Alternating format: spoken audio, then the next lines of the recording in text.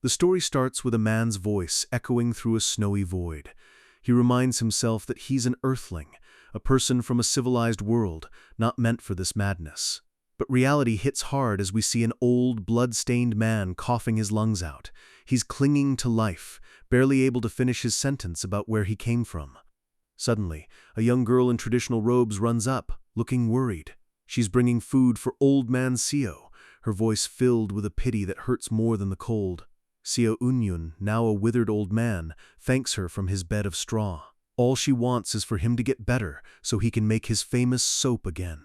As she walks away into the freezing blizzard, the scale of his isolation sets in. He's just a speck in a vast, cold world that doesn't care if he lives or dies. He repeats it like a mantra. He is an earthling, a resident of a civilized world. But the truth is bitter. It's been 50 long, grueling years since he fell into this damned world.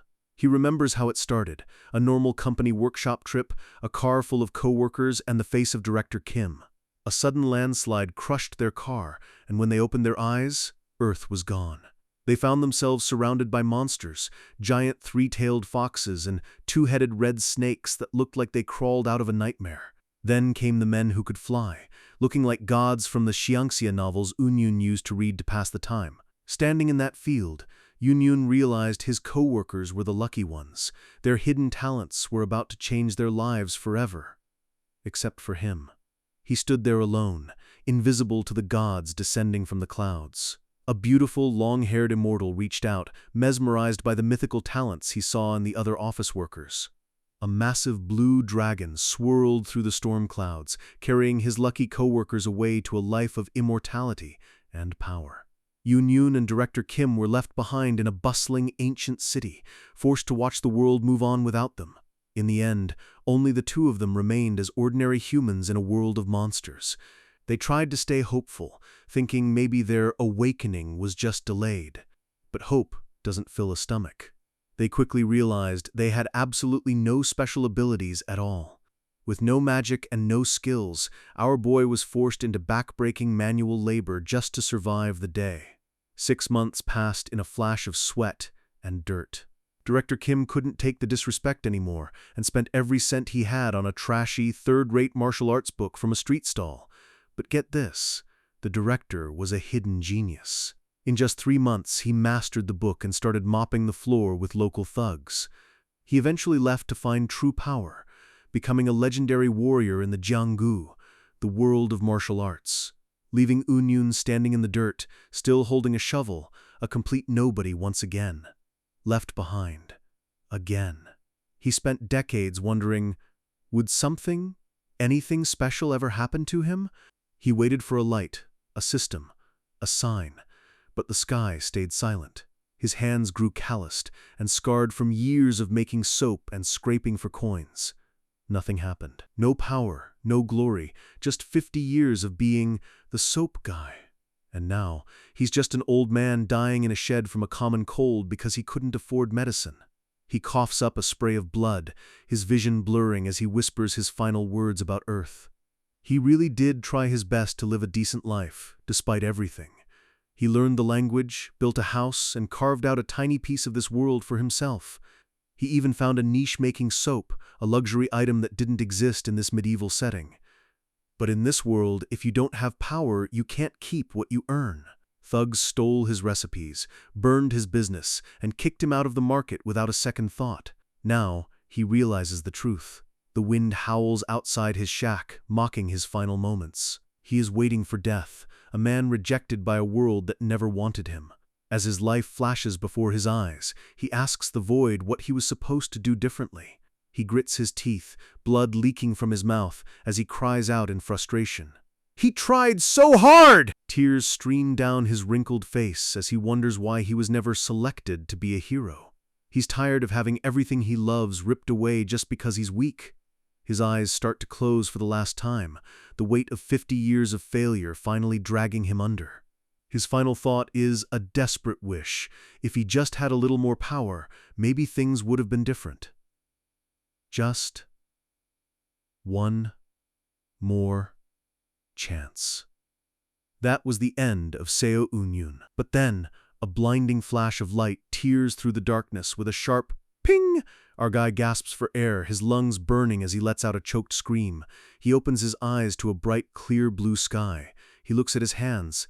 They aren't wrinkled anymore. He's wearing his old office clothes, lying on green grass. Around him, his coworkers are groggily waking up, asking where the hell they are. Unyun's eye zooms in, his pupils shaking as the realization hits him like a freight train. He didn't come to this world without a power after all. He stands up, looking at the people who are about to become legends, but this time he's the one who knows the future. He has gained the ultimate power, regression. The cycle begins. This is his first regression. The forest is beautiful and peaceful, but Unyun knows the blood that's about to be spilled here. Director Kim is panicking, remembering the company trip and the landslide. Everything is playing out exactly like it did 50 years ago. The crash, the bright light, the confusion. Unyun looks away, his mind racing. It's hard to remember every detail from 5 decades ago, but the big stuff, that's burned into his soul. He knows most regression stories are about using future knowledge to get rich or powerful, but he's just a soap maker. What can he actually do? Suddenly, a hand grabs his shoulder. It's Section Chief Jian, and he's absolutely fuming. Whack! Jian lands a heavy slap right across Unyun's face, catching him completely off guard. The rest of the coworkers watch in shock, frozen as their boss loses his mind. Jian stands over him, calling him an idiot and blaming him for the crash because he dozed off at the wheel. Unyun touches his bruised cheek, stunned. He hasn't been called Manager CEO in 50 years. He forgot how much of a prick this guy was. Section Chief Jian looks down at him like he's trash, threatening his job before they've even found a way home. In his head, Unyun remembers the truth. Jian was a nepotism hire who didn't know the first thing about work, and he was a total son of a bitch. Chief O tries to step in, pointing out that no one could have avoided that landslide, but Jian is too busy screaming to listen. Unyun slowly starts to push himself up, his eyes darkening as the memories flood back. He remembers staying up all night doing Jian's work for him. That's why he was tired. That's why they crashed. And the kicker? Jian was supposed to be the one driving, but he slacked off on that too. As Jian continues his temper tantrum, Unyun feels something he hasn't felt in a long time. Pure, cold rage. In the last life, he was so shocked he just bowed and apologized, thinking it was his fault. He spent the next 50 years apologizing to bandits who robbed him and thugs who beat him. He apologized to corrupt officials and arrogant martial artists while they stepped on his neck. He wipes the blood from his lip, a shadow falling over his face. He realized something after 50 years of being a doormat. Sure, you have to hold your temper in front of monsters you can't beat. But Section Chief Jian? Unyun stands tall, looming over his boss. He tells him calmly that now isn't the time for pointing fingers. Jian's face turns purple. He can't believe the office loser is talking back to him. Bam! Jian throws a desperate punch, screaming like a toddler, but Unyun's eyes stay sharp. He doesn't even flinch. He doesn't need to kneel to someone he can handle. Crack! Unyun counters with a brutal punch that sends Jian flying backward into the dirt. The coworkers' jaws drop. They've never seen Manager CEO move like that. In his past life, Unyun was beaten by masters. He knows what real violence looks like. Thud! He follows up with another strike, his movements precise and efficient. He remembers every punch he ever took from bandits and officials. He's just returning the favor. Kwa! Jian screams as Unyun continues the beatdown, showing no mercy to the man who ruined his first life. He realized that in a world of violence, he learned something his coworkers are still too civilized to understand. Violence is a language, and if you hit someone in the eyes, you amplify their fear instantly. He knows that after a beating like this, a coward like Jian only has 2 words left. Sure enough, Jian starts sobbing, "I'm sorry," over and over as Unyun looms over him. Unyun might not have the divine talent of his coworkers, but he has something much better. He takes a deep breath, the adrenaline cooling in his veins. He has the power to change fate. Jian is a sobbing mess on the ground, and the other coworkers look at Unyun like he's a total stranger. They can't believe he just wrecked their boss. Unyun lets out a long sigh, putting on his nice guy mask again. He apologizes for losing his temper and shocking everyone. He bows to the group, playing it off as stress from the accident. In his head, he knows he'll never see most of these people again anyway, except for one. Director Kim steps up, looking surprised, but impressed. He tells Eun-yoon he overreacted but asks him to apologize to Jian directly to keep the peace. Eun-yoon agrees instantly. He needs to stay on Director Kim's good side because he knows what the old man is capable of becoming. In the original timeline, Director Kim becomes one of the strongest martial artists in existence once he starts learning. If Eun-yoon supports him now, he'll have the ultimate bodyguard later. It's time to play the long game.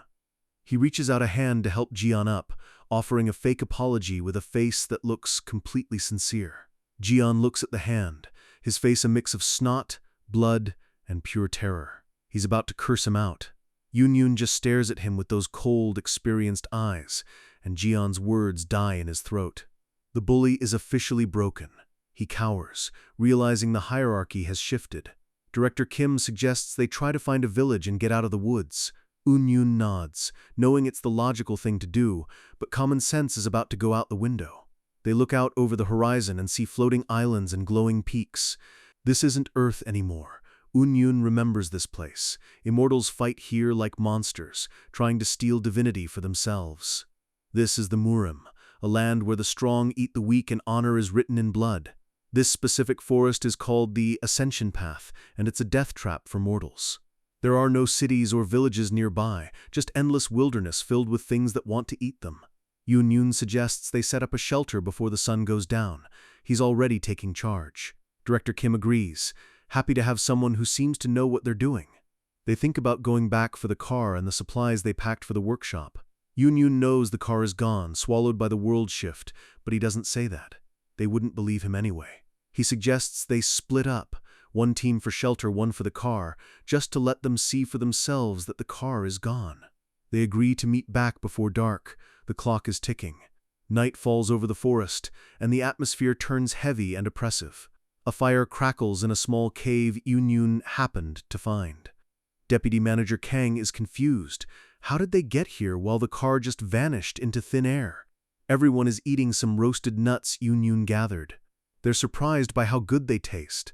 Our guy tells them to eat up, looking like the ultimate provider. Director Kim laughs, praising Eun-yoon for being so diligent and dependable even in a crisis. He even mentions how Eun-yoon was the one working late while the others slacked. He's starting to really trust him.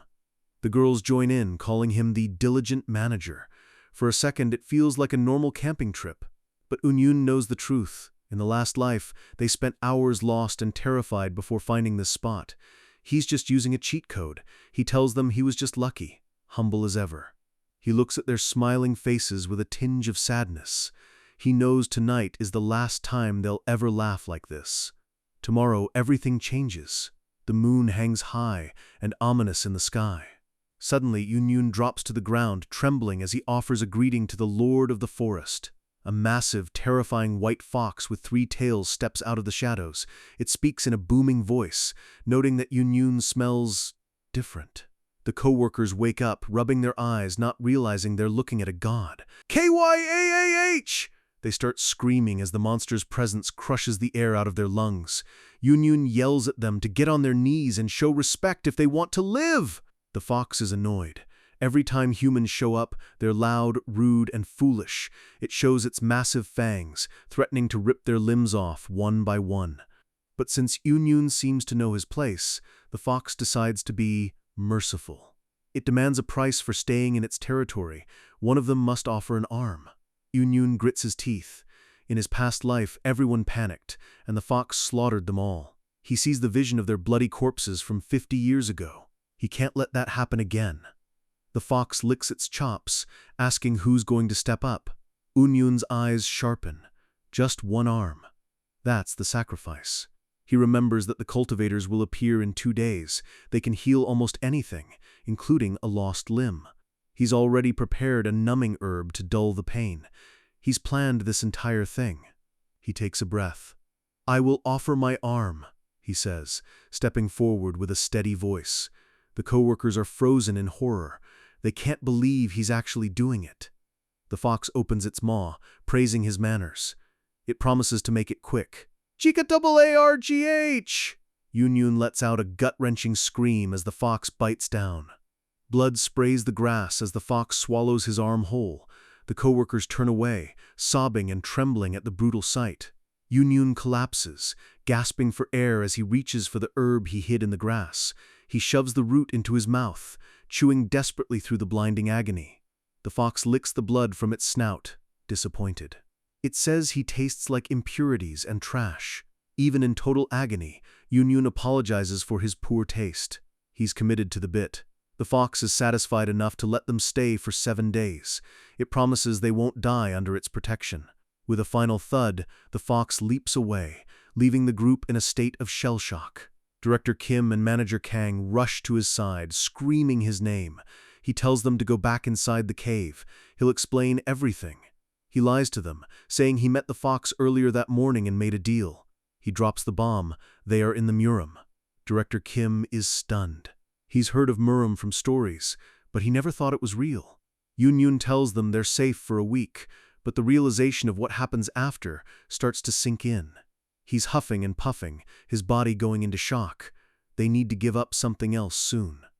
He tells them he needs to rest, his vision fading as the pain finally catches up to him. A purple eye watches them from the sky, cold and unfeeling. Inside the cave, Jian starts complaining. "How could you say that, Manager Seo?" Even after Yun saved his life. Yun looks at him with a dead stare. He asks Jian who else wants to volunteer an arm or a leg next week. Chief O points out that Yun is incredibly useful. He knows how to find food and deal with the monsters. Jian whispers to the others, since Yun already lost an arm, he's basically garbage. He suggests they use him as a sacrifice again when the week is up. Outside the cave, leaning against the cold stone, Yun hears every word. His face is like stone. He realizes they're already plotting his death. They want to chop him up piece by piece to feed the fox. He picks up a heavy rock, his remaining hand tightening until his knuckles turn white. Jian is still inside, yapping about how Yun's sacrifice was not exactly pleasing for everyone to watch. Yun looks at the rock. With the 50 years of violence he's lived through, he could kill a modern man like Jian in seconds, even with one arm. He watches Jian's shadow against the cave wall, debating if he should just end it now. Should I kill him? The thought echoes in his head. He lets out a long, weary breath and drops the rock. No, not yet. He realizes fear has paralyzed their minds. If he acts too cruel now, he might lose his relationship with Director Kim, and that's the real prize. He steps back into the cave and tells Jian to shut his mouth unless he wants his ankles broken again. He smirks to himself. They're actually good people at heart, just confused and terrified earthlings. He can work with that. The night passes slowly, the sounds of the forest haunting the cave entrance.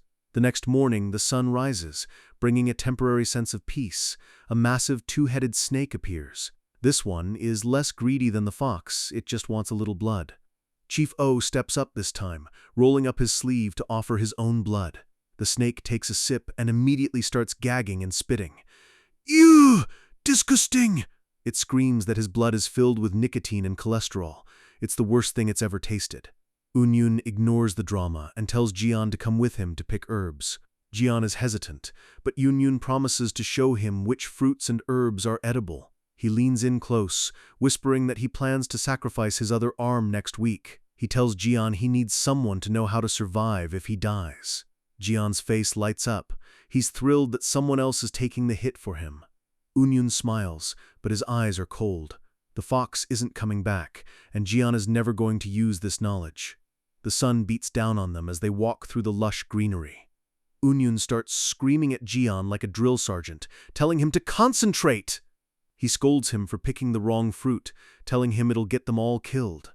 He works Jian to the bone, making him dig for hours until the arrogant boss is panting on the ground, begging for a break. Yun just watches him.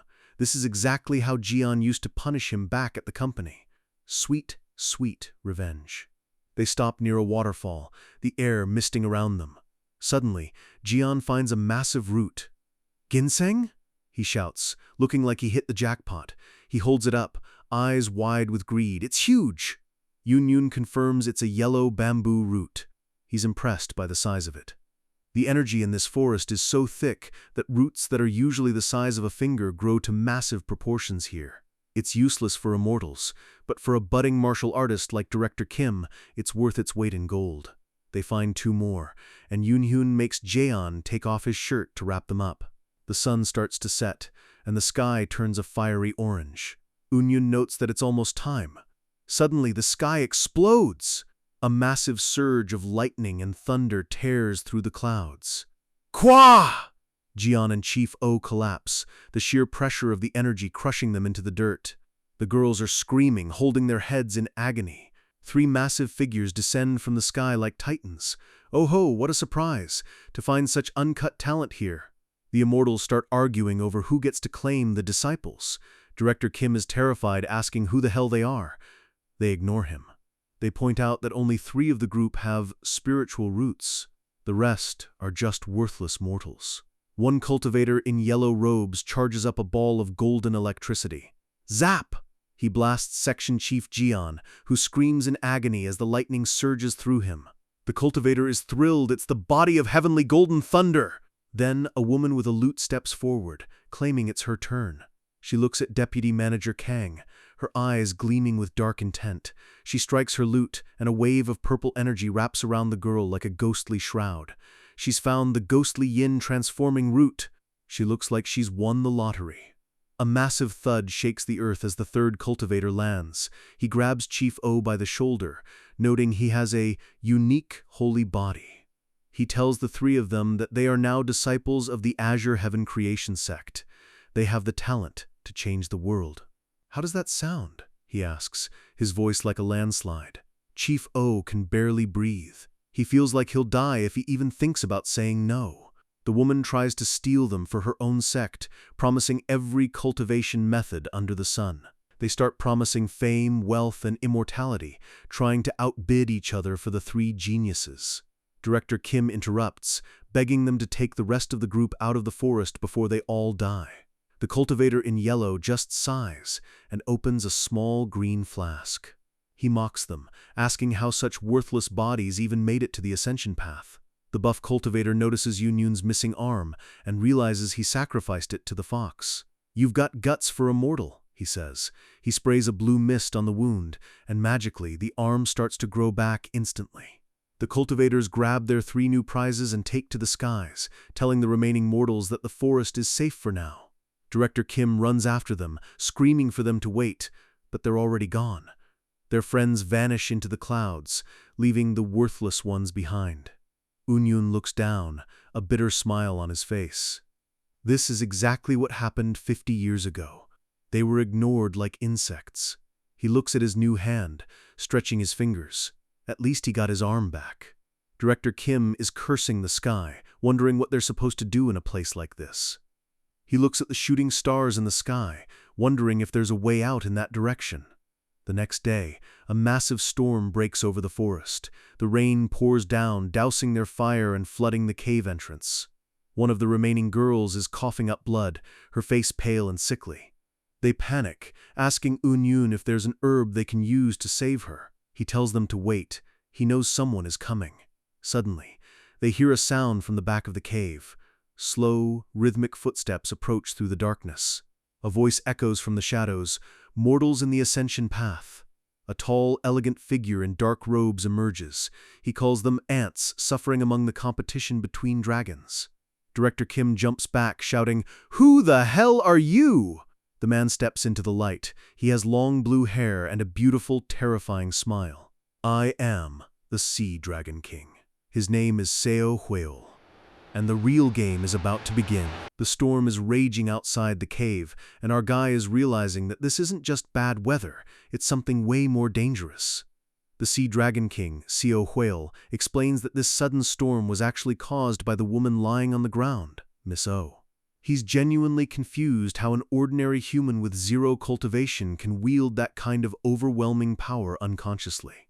Yoonhyun plays it cool, acting like a confused victim, while pointing out that all these powerful beings keep appearing and snatching his friends.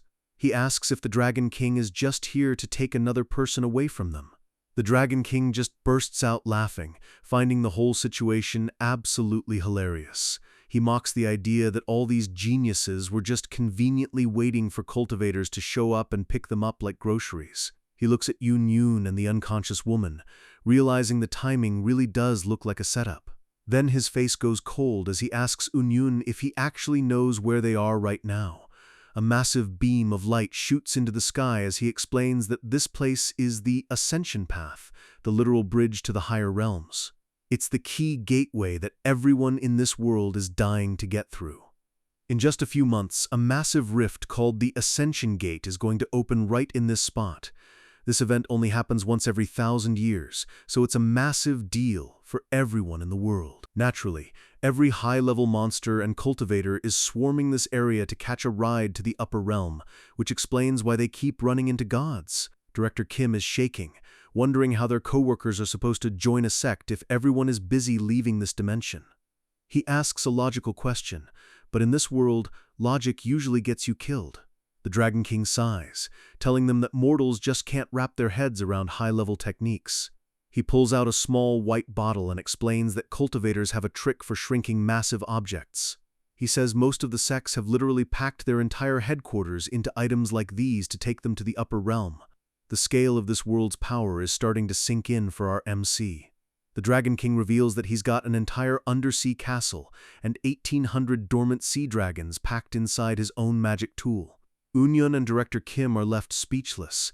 This isn't just martial arts, this is reality-bending magic. The Dragon King leans over Miss O, noting that if she joined his clan, her weird soul power could make her something legendary. Director Kim tries to stop him as he picks her up, but he's basically a fly trying to stop a mountain. Suddenly, the ground shakes as an invisible force slams Director Kim onto his knees. The pressure is so intense that the director's eyes turn red, and he can barely breathe under the weight of the Dragon King's aura. The king tells them it's for the best if he takes her and gives her his blood to turn her into his kin.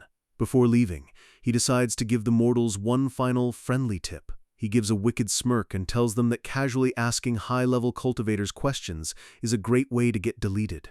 The pressure ramps up, and we see blood leaking from their eyes and mouths as they're crushed against the cave floor. He says he only answered because he was feeling generous today. He walks away, leaving them gasping in the dirt, reminding them that most cultivators would have killed them for less. Outside, a massive lightning bolt tears through the clouds, marking his departure. A massive blue dragon flies into the heavens, and just like that, another co-worker is gone. The next morning, the sky is clear, but the group is smaller and more broken than ever. Yun realizes that almost everyone has been kidnapped by the powers of this world. The remaining girl is crying, terrified of the avalanche of crazy events they've survived. Yun looks on, knowing that the peace won't last more than 5 minutes. He tries to comfort her, but his mind is already calculating the next move. She begs him not to get taken away too, because he's the only reason she hasn't lost it yet. She's terrified of being left alone in a forest where the trees probably want to eat her. Our guy looks at her with a look of pure pity. He knows what's coming. Unfortunately, their time in the woods is officially up. She gasps, her eyes going wide as another massive presence lands nearby. Director Kim is clutching his head, screaming that something even more powerful is approaching. Birds scatter from the trees as a massive thud echoes through the forest. Director Kim turns around, sweating buckets as he sees the newcomer. A creepy old man with long white hair and a monocle is riding a giant mechanical lion. He looks at them like they're bugs. The old guy laughs, realizing they must have been caught in a spatial storm caused by the gate opening. He hovers in the air, asking which one of them emitted that massive wave of consciousness earlier. He's looking for the girl, thinking her presence was so strong it felt like a sage descending from the heavens. Director Kim tries to protect her, but he's still just a normal guy in a track jacket. The old man just waves a hand, and Director Kim is sent flying like a ragdoll. Yun dives to catch him as he's dragged across the grass by the sheer force of the blow. The director is coughing up blood, thanking Yun for saving him from a nasty landing. He sees that Yun's back is shredded from the impact, but our MC just brushes it off like it's a paper cut. The creepy old man grabs the girl by the face, telling her he's going to take her in and awaken her power. She's sobbing, terrified of this monster as he pinches her cheeks like a creepy grandpa. He gets annoyed, asking if she's still clinging to her worldly attachments even after he offered to make her a god. He uses his power to lift Eun-yoon and Director Kim into the air, choking them with invisible hands. He threatens to kill them right in front of her to sever her ties with the mortal world. Terrified, she agrees to forget everything if he just spares their lives. He drops the guys like trash, satisfied with her submission. But he's not done. He says leaving them here would still be a distraction, so he's going to dump them in a mortal nation nearby. He opens a glowing orange portal and tells them they're going to be randomly scattered through a dimensional rift. Eun-yoon dives for the bundle of rare herbs he collected earlier. He knows he's going to need that money to survive. The girl watches in horror as they're sucked into the portal, disappearing from the forest forever. Suddenly, the scene shifts to the sounds of a bustling market, vendors screaming about silks and fine goods. Voices echo about new scriptures and products from distant lands. Our two heroes land face first on a cold stone floor in the middle of a city. Eun-yoon blinks, feeling the hard ground beneath him. He's alive. He sits up and looks around a dark alleyway, seeing people in traditional robes walking by. People are looking at them like they're lunatics, probably because they're wearing modern office clothes and are covered in blood. Eun-yoon stands up, his shoes clicking on the pavement. He realizes the Immortal was telling the truth about the random teleport, but as he looks at the architecture in the sky, a spark of recognition hits him. He looks up at a massive, towering red pagoda that dominates the skyline. He's landed exactly where he lived in his past life, the capital city of Yangguo, Seokyeong City. The city is massive, filled with beautiful ancient buildings and crowds of people going about their business. Director Kim is having a mental breakdown, realizing he can't keep up with how fast their lives are falling apart. They sit in the alleyway, surrounded by trash and old crates, wishing this whole nightmare was just a bad dream. Director Kim is just relieved they weren't eaten by monsters, even though they're now homeless and penniless. Eun-yoon doesn't share his relief. He knows that in this world, being a powerless mortal can be a fate worse than death. He remembers his past life, 50 years of being a nobody, begging for scraps and getting trampled by everyone. He tells the director they can't stay in this alley forever and leads him out into the light. The city is a labyrinth of blue roofs and stone streets, sprawling as far as the eye can see. As they walk, people start whispering and pointing. They look like aliens in their tattered shirts and slacks. Director Kim is panicking, hearing the foreign language and wondering why everyone is staring at them. Eun-yoon casually tells him they're just making fun of their weird clothes. He flashes a confident grin and tells the director not to worry because he knows a bit of Chinese. Director Kim is impressed, not realizing that his junior manager is actually a 50-year veteran of this world. In his head, Eun-yoon admits he's lying. It's not Chinese, it just uses similar characters but sounds totally different. He remembers the humiliation of his past life, spending months being mocked by beggars just to learn the basics of the local tongue. But this time, he's starting with a maxed-out language skill. He leads the director to a shop to get some normal clothes. He stops in front of a grand building, the medicine hall, where the most expensive herbs are traded. The shopkeeper's eyes nearly pop out of his head when he sees the massive yellow bamboo root Eun-yoon brought. The old man starts bowing, realizing this root is at least 800 years old. He offers them 15 silver ingots on the spot. 15 silver ingots! Eun-yoon's jaw drops internally. He never saw that much money in his entire previous life. He keeps his poker face and tells the guy to hurry up with the cash. With the money in hand, the sky looks a lot brighter. They're officially rich by mortal standards. Director Kim is floored when he sees the massive 2-story mansion Eun-yoon just bought for them. Eun-yoon tells him this is their new home, and from today on he's going to teach the director how to speak the language. He looks at the silver in his hand. Between bribing officials for fake IDs and buying the house, they're down to their last ingot. This city is expensive. Director Kim notices the blood on Eun-yoon's back. He's worried about his friend, who's been carrying the team since they arrived.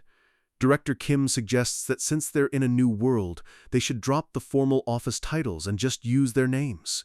He gives a warm smile and calls him Seo Eun-yoon for the first time. The bond is getting real. That night, as the moon rises over their new home, Eun-yoon starts planning their future. He knows the herb money won't last forever. They need a steady income. He looks at the remaining herbs, realizing they're sitting on a gold mine if they use them right. Director Kim suggests starting a business using the rest of the silver. He was a director at a company after all, he knows business. Eun-yoon agrees. With Kim's business skills and his knowledge of the world, they could live a comfortable, quiet life. But then he stops. But that's not enough. He didn't regress just to be a rich merchant. He wants to dream bigger this time. He looks at Director Kim, knowing the secret the old man doesn't even know yet. He's a martial genius. In the last life, Kim mastered a trashy street book in 3 months and became a master. Once he got his hands on real techniques, he became one of the most powerful men in the entire nation. Eun-yoon wonders, what if he starts learning advanced martial arts right now, instead of decades later? He could literally speed up the birth of the world's greatest swordsman by 30 years. Think about it. A legendary protector who owes him everything. He flashes a villainous grin. He's going to get every benefit he can while working for his new bodyguard. He tells the director that this is the Murim, and if they start a business, gangs will eventually come to rob them. Director Kim's eyes light up at the mention of martial arts, but he's worried because sects don't usually teach outsiders. Eun-yoon smirks. He knew the director was a closeted martial arts novel nerd. He's hooked. He explains the power structure of the city. There are 7 famous sects. The 4 stars are the good guys, and the 3 demons are the unorthodox ones. He breaks down the specialties. The demon-slaying sect uses blades, the self-binding temple is Buddhist, and the suppressing birdhouse deals in intel. Then there are the 3 demons, mysterious, illegal groups proficient in stealth and dark magic. Director Kim doesn't even hesitate. He wants to join the demon-slaying sect. He declares that a real man should learn how to wield a blade. He's already got the spirit of a warrior. Eun-yoon's eyes narrow. It's perfect. This is the man who was destined to be the best. He plays it off, saying he just overheard some martial artists talking at the market. 3 months later, they're standing at the massive gates of the demon-slaying sect.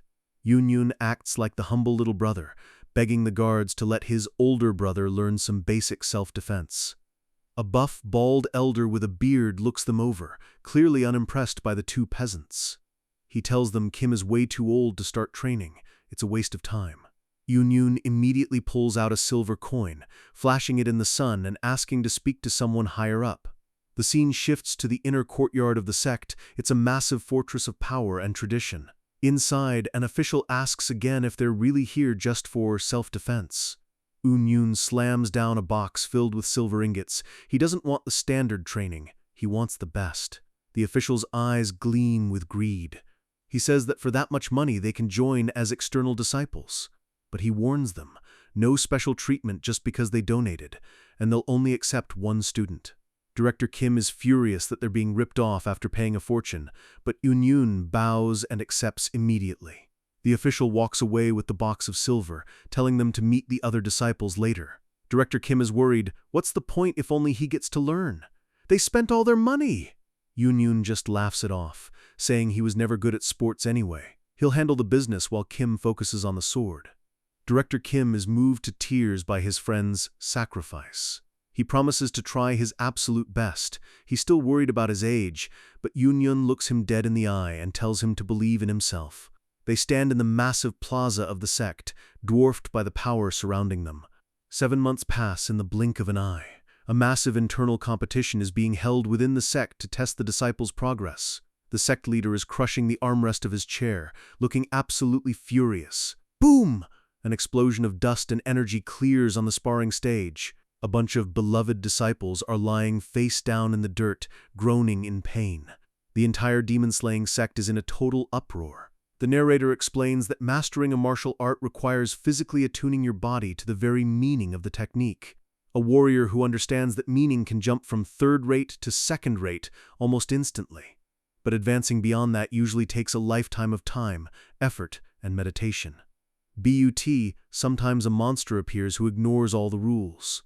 A genius who can laugh at normal progress and speed through multiple stages at once.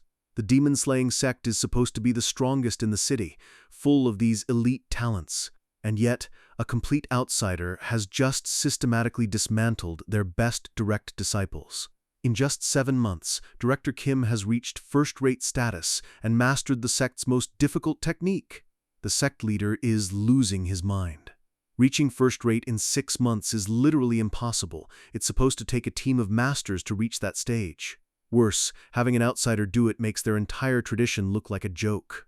He screams for his men to capture Director Kim immediately. Suddenly, the sect is on lockdown. Guards are crawling all over the rooftops like ants.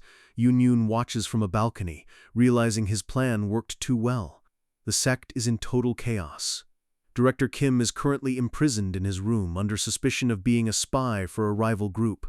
Yoon is also under arrest, despite the fact that he doesn't know a single martial arts move. He was snatched right out of the market!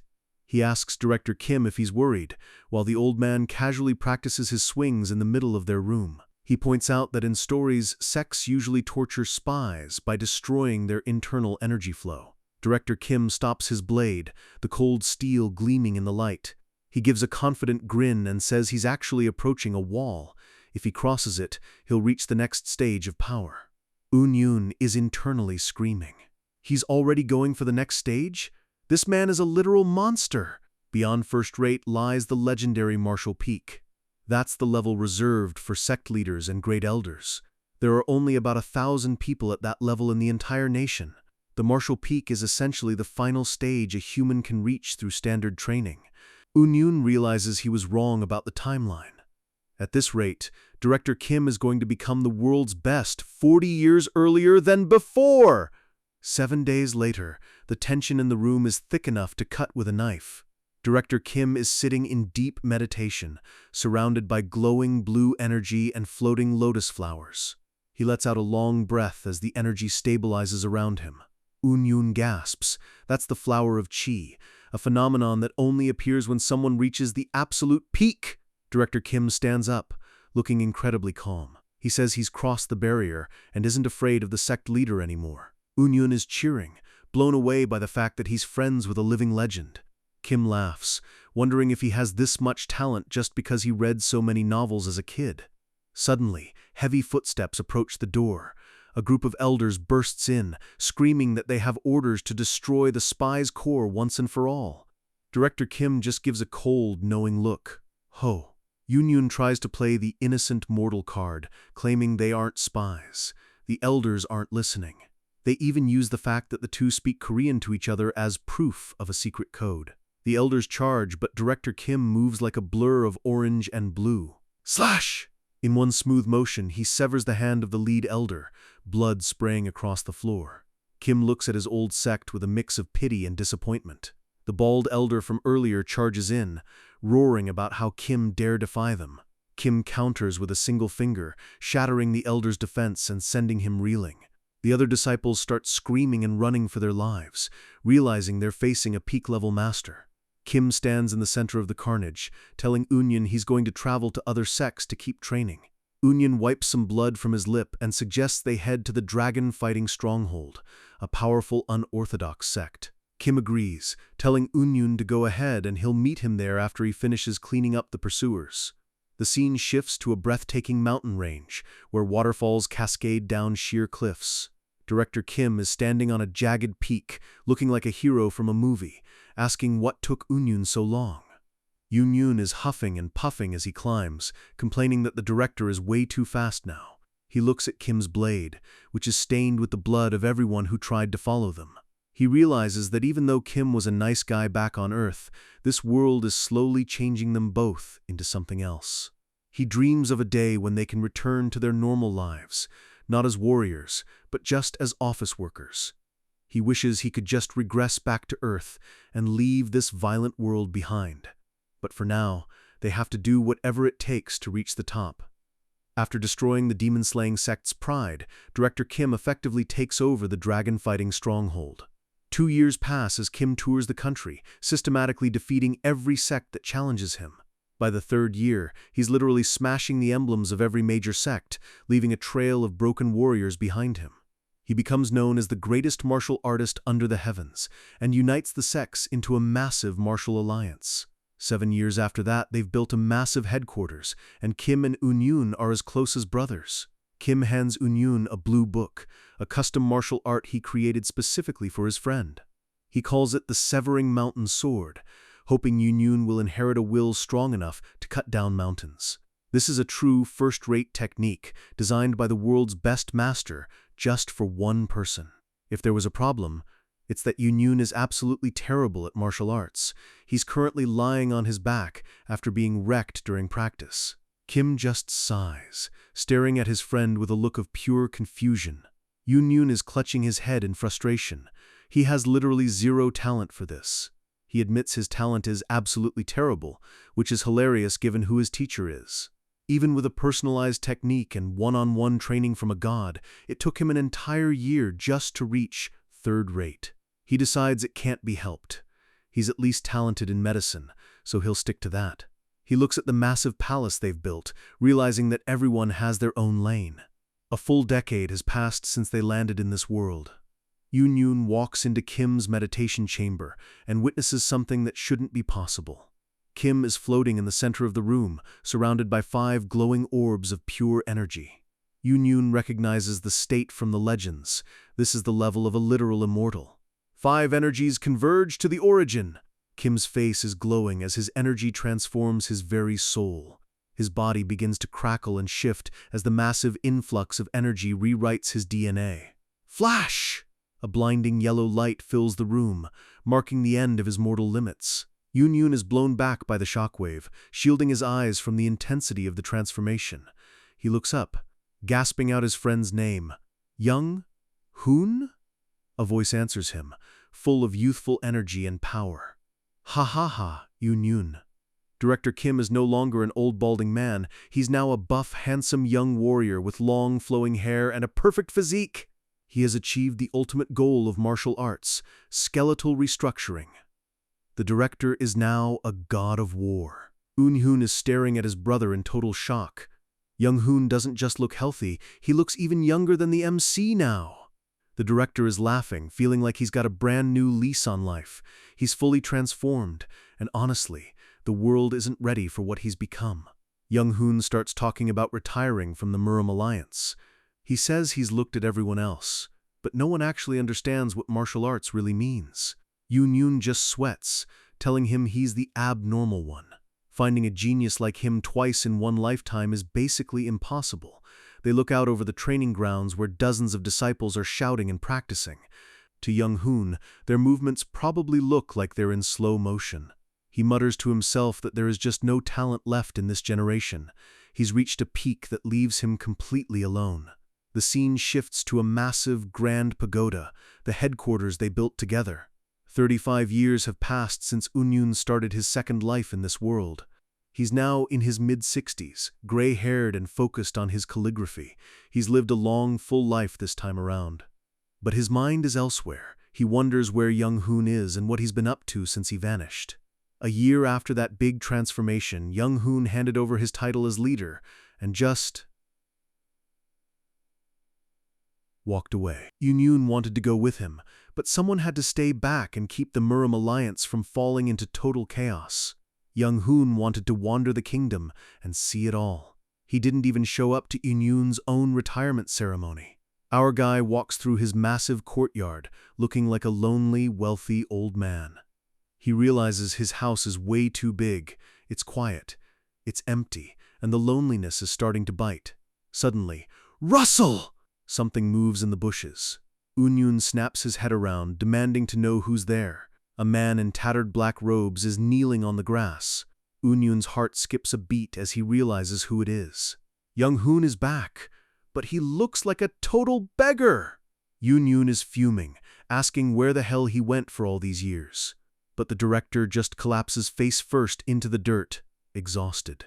Something is definitely wrong. Lying there, he tells Yoon that he used to think he was a blessed martial talent. Yoon scoffs, telling him that if he's not a genius, then the word doesn't have a meaning. Young Hoon looks at the sky and admits that among mortals, no one could ever touch him. But then, his eyes go dark. He tells Yoon that he actually went out and fought against those cultivators. He reminds Yoon of those monsters from 35 years ago who snatched their friends and flew into the clouds. Yoon is speechless. He forgot that there was a whole other world above their heads. The reality of the cultivators hits him like a ton of bricks. It turns out they don't just stay in the clouds. They manipulate the imperial family and control the entire kingdom from the shadows. Once the Murim alliance got too big and influential, the cultivators started interfering, seeing them as a threat. Young Hoon was disgusted. He realized that to protect the alliance, they were basically forced to be the cultivators' dogs. That's why he stepped down. He went out alone, a human warrior trying to hunt down gods. He spent years searching, but cultivators are basically ghosts when they don't want to be found. Whenever he did find one, they just laughed at him, saying a mortal wasn't worth their time before vanishing into thin air. But 5 years ago, he finally cornered one who was willing to play. Yoon asks desperately if he won. Young Hoon gives a hollow smile and says, "I won." Yoon tries to laugh it off, saying he'd have been terrified if he was still the alliance strategist back then, but Young Hoon's expression doesn't change. He describes the fight for his life against someone in the Chi condensation realm. The victory was a joke. He fought with everything he had, and all he could do was scratch the guy's fingertip. Yoon's eyes go wide. What? The cultivator had told him that if Young Hoon even grazed him, it would count as a win. That's how little they respected him. Yoon asks if this guy was one of the 10 legendary masters of the cultivation world. Young Hoon's answer is chilling. No. The guy told him he was at the second lowest rank in the entire spirit world, basically a second-rate warrior with magic. Yoon is screaming internally. This doesn't make any sense! He knew cultivators were strong. He'd seen them move before. But he watched Young Hoon's martial arts reach the literal heavens. He watched this man walk through the air and cut through solid steel buildings like they were made of tofu. And after all that, all the best under heaven could do was scratch a finger? Young Hoon admits he was just a frog in a well. Cultivators aren't just strong. They are natural disasters that mortals can never stop. Yoon feels a lump in his throat. This is the first time he's seen his hero look so defeated. Young Hoon reaches into his robe, his hand shaking. He reveals his hand, blood dripping from a fresh wound. "I cut his wrist today." Yoon's face lights up. He thinks Kim finally surpassed the god. But Kim just shakes his head. The guy just slapped on a paper talisman and grew his hand back instantly. He stands up and draws his sword. He tells Yoon that his path as a martial artist ends today. He came to say goodbye. The cultivator was actually impressed by his mortal will and offered to take him into his sect. Young Hoon is going to start over at the very bottom. Yoon is panicking. He thought you needed spiritual roots to be a cultivator. Young Hoon explains that breaking through the 5 Chi realm as a mortal essentially creates the same energy as the spirit roots people are born with. Normal people have to spend their entire lives studying just to get a chance at what these gods get at birth. He ignites his sword with a terrifying dark purple energy. He's leaving to pursue a higher realm. Martial arts are no longer enough for him. He hands Yoon a scroll. It's his last gift. He flashes that same brotherly smile he had back at the company. Yoon reaches out, but Young Hoon is already fading away.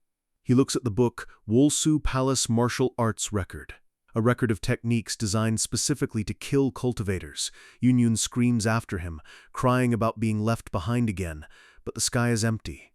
And so, time passed. Cough! Cough! Yoon is back in bed, blood on his chin. It's been 50 years since he came to this world. And just like the first time, he's dying of a stupid cold. Fate. The word hangs over him like a death sentence. He realizes humans can't escape fate. He changed his house. He changed his bank account. But he's still dying on the exact same day. He lived a fierce, busy life this time. He was so busy he never even thought about getting married or settling down. He unified the sects, gained wealth and honor, and was the most powerful strategist in history. But he feels a deep, crushing regret. He wonders if he'd struggled more. Could he have reached heaven with Young Hoon? His teeth chatter from a sense of total powerlessness. He's leaving this world as a failure again. It's too regrettable. That was the end of his second life. The title card drops, second regression. The snake bites its own tail. The cycle resets. Yoon's eyes snap open. He's staring at the sky again. He's back in the Ascension Path forest, the starting line. His body is full of youthful energy. He realizes regression isn't just a fluke, it's his permanent reality. Hey! Deputy Manager CO! Section Chief Jian is already charging at him, screaming like an idiot. Swoosh! Yun dodges the punch with zero effort. Jian is stunned that the office loser just moved like a ghost. Yun isn't even looking at him. He's wondering why he keeps coming back. A new body and a new chance are supposed to be good things, right? But he thinks about everything he built over 50 years. His palace, his wealth, his influence, all gone in an instant. Jian is still yapping, furious that his punch missed. Regression. Yun grabs Jian's arm and tosses him aside like a piece of trash. He's not in the mood for this. He realizes the truth. No, this is not a good thing. This is a curse that denies him the very meaning of living a life. If this goes on forever, he'll never truly exist. He sees a vision of himself trapped in fate's wheel, forced to watch the same suffering for eternity. Worse, he can't meet the people he knew. The people in front of him are just copies. They look like his friends, but they don't share his memories. Director Kim tries to stop Jian from attacking, but Yun doesn't even look at him. The brother Young-hoon he loved and trained with for 50 years is officially dead. This man is a stranger. Yun tells Jian to shut up and reminds him that he was the one supposed to be driving. He stares Jian down with those old, cold eyes, reminding him that he stayed up all night doing Jian's work. He tells them to stop pointing fingers and start thinking about survival. He walks away, leaving them all stunned. Jian is left speechless, sweating because he can feel the terrifying aura coming off Manager Seo. Yun calls Kim director again, distancing himself. He says he'll look for a shelter. He tells the others to look for the car, even though he knows it's gone. He just needs them out of his hair. "I'll light a fire when the sun sets," he says, his voice completely hollow. He wonders if there's even a point to making bonds with these people anymore. The moon rises, casting a cold light over the forest. He realizes he'll be alone by himself in the end, no matter what he does. He finds the cave from his previous lives and lights a fire. The others are asleep around the flames, but Yun stays awake, his mind racing. He's terrified of infinite regression.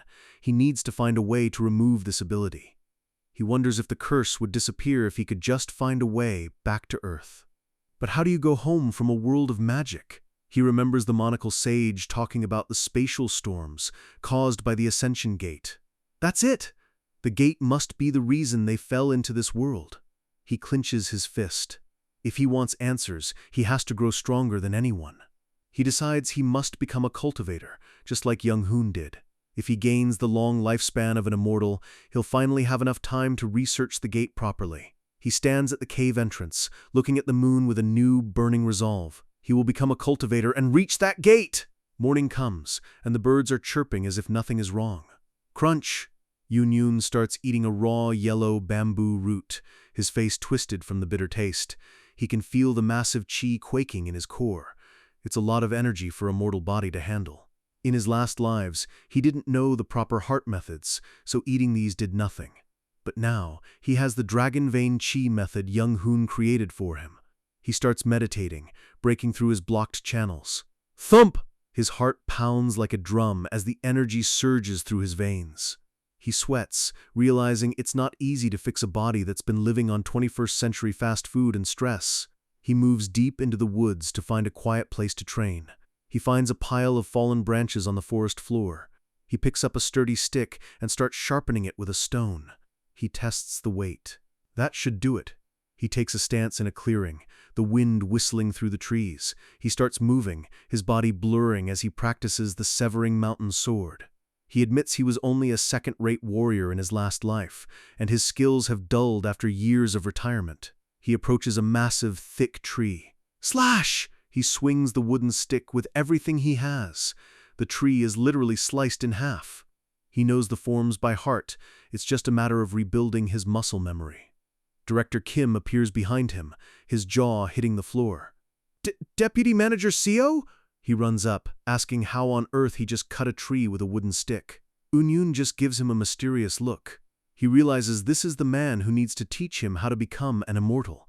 He offers to teach Kim the technique, knowing the director will master it in minutes.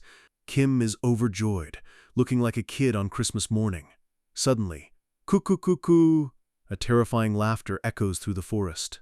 The three-tailed fox is back, licking its chops as it looks at the filthy humans.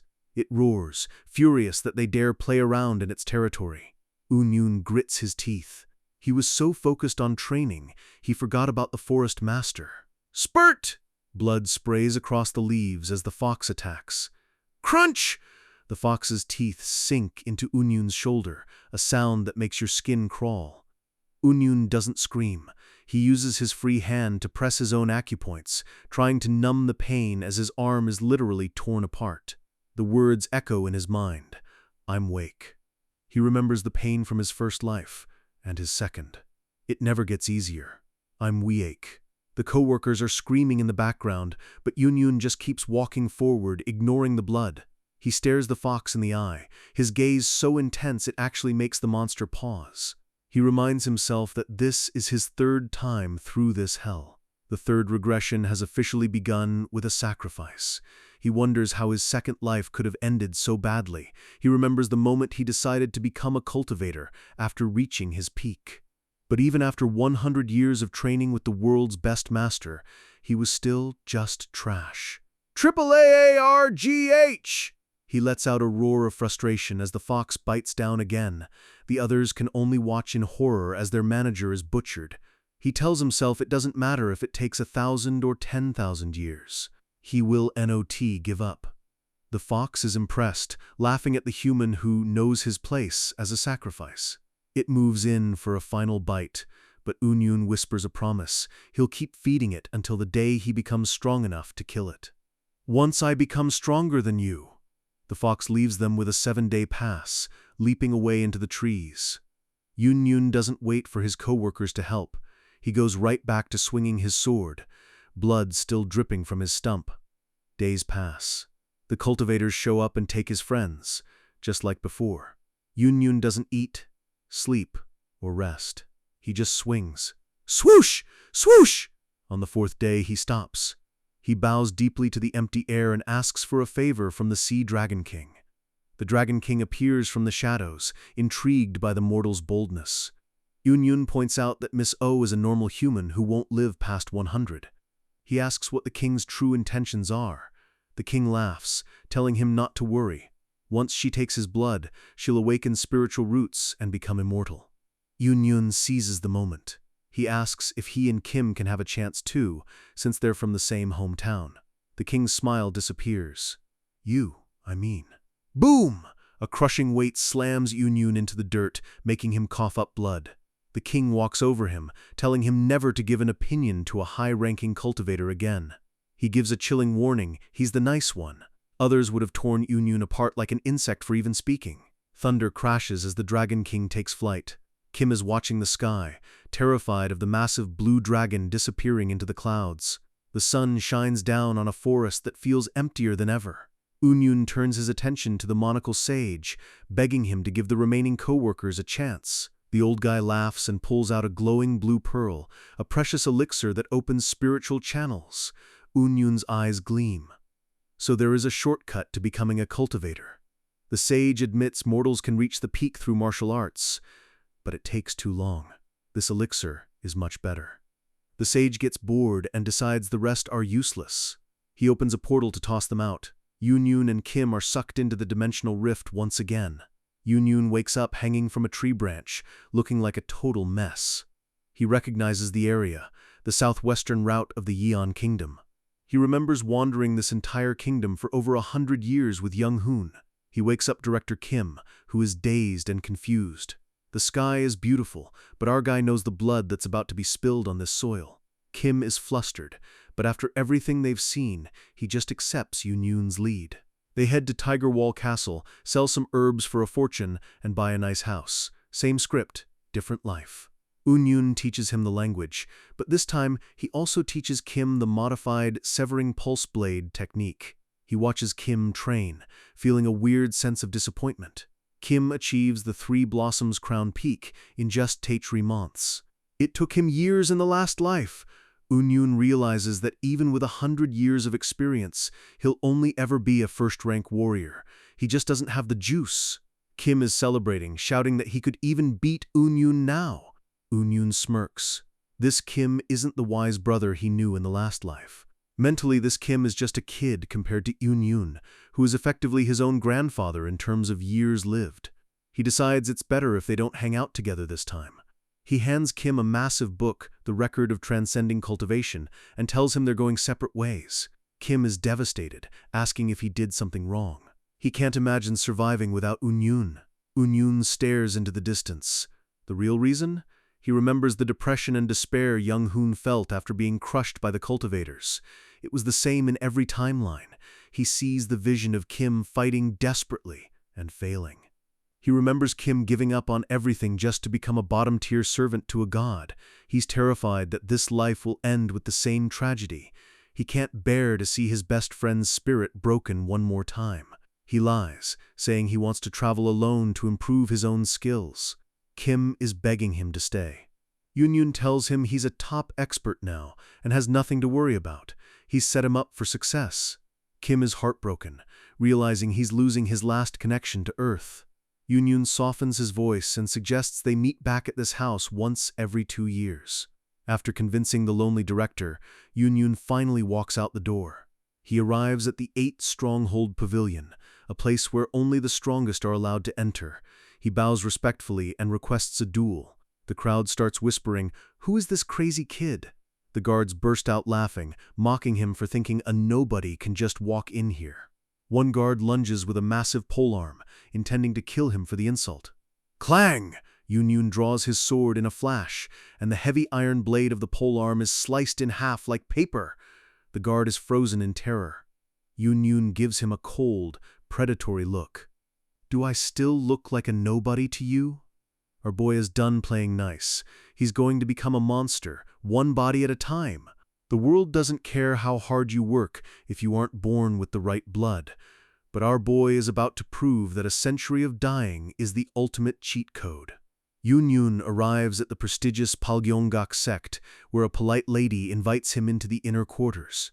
The atmosphere is heavy with tension as he's led deeper into the complex, his hand never straying far from his blade. He steps out onto a massive sparring grounds, where the sect leader is already waiting to see if this young upstart is the real deal. The disciples watch from the stands with cold, judgmental stares, waiting for the MC to get put in his place. The sect leader smirks, surprised that the first-rate master everyone's talking about is just a young junior. Unyun offers a formal greeting, but his eyes are locked in. He can feel the massive energy radiating off the old man. He asks for guidance, but deep down, he's not here for a lesson. He's here to test his limits. With a metallic ring, the sect leader unfurls a 9-section whip, the weapon shimmering with deadly intent. "I'll go first," the leader says, and the air itself seems to vibrate as the duel kicks off.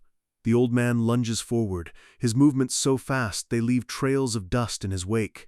The whip glows with a chilling blue light, snapping through the air like a lightning strike. It's a blur of steel and speed, aimed straight for Unyun's head with lethal precision. Unyun's pupils dilate as his instincts, honed over 100 years, scream at him to move. Clang! He blocks the strike with a fraction of a second to spare, sparks flying as the whip wraps around his blade. The disciples are losing their minds. Nobody just blocks the sect leader's signature whip like it's nothing. The sect leader realizes our boy has reached a state where the sword and body are one, a level most people never see in a lifetime. He's actually impressed, laughing as he realizes he's finally found someone worth his time. He calls Unyun a true genius, but that word hits the MC like a slap in the face. A genius? Unyun can only manage a bitter smile at the irony. To him, being called a genius is an insult. It mocks every second of the decades he spent failing in his past lives. He tells the leader that he has zero talent. He's just a mediocre man who refused to stay down. Heaven didn't give him anything. He had to steal his skills from the hands of time itself through regression. Deciding to stop holding back, he prepares to unleash his full power, warning the leader that sword energy is coming.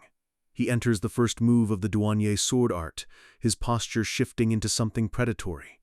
The sect leader doesn't back down, charging in with everything he's got to meet the challenge. Second move, entering the mountain. A massive wave of force erupts as the blades collide. Third move, ascending the vein. Unyun is a whirlwind of steel cutting through the old man's defenses. The sect leader's eyes glow with blue light, his face contorted in a mix of fury and pure adrenaline. The air is filled with the screeching sound of metal on metal as they trade blows at impossible speeds. He He realizes he can't break through Yunyun's rhythm. The sword art is too perfect, too monstrous. Yunyun dodges a lethal strike, the ground beneath them shattering from the sheer pressure of their chi. Seventh move, Deep Mountain! He leaps into the air, descending like a god of war. A thin line of blood appears on the sect leader's cheek. The master has been marked. The onlookers are standing up now, terrified as they realize their leader is actually losing. 11th move. Each strike is faster than the last, building a momentum that can't be stopped. It's not just speed anymore, the destructive power is growing exponentially with every second. Boom! The blades meet in a final earth-shaking clash that sends a shockwave through the entire arena. Yunyun's eyes are cold as ice as he declares that he's finishing this right now. 12th move, 7 light, 1 peak exit! He disappears from sight, moving faster than the eye can follow. A massive star-shaped burst of energy tears through the sky, illuminating the entire sector. The sect leader's whip shatters into 1,000,000 pieces, falling to the ground like useless scrap metal. The silence that follows is deafening as the disciples stare in absolute disbelief. Beaten and broken, the sect leader drops to his knees and officially concedes the match. Yunyun gives a respectful bow, simply thanking the man for the opportunity to grow. He walks away from the wreckage of the arena, leaving a legend in his wake without looking back. As he exits the gates, the peaceful afternoon sky hides the chaos he's about to walk into next. Walking through the city, he feels clean. The fight helped settle his energy, but he's already hungry for more. Palgyeonggak was an orthodox sect, meaning they had honor, so he decides his next stop should be a demonic sect.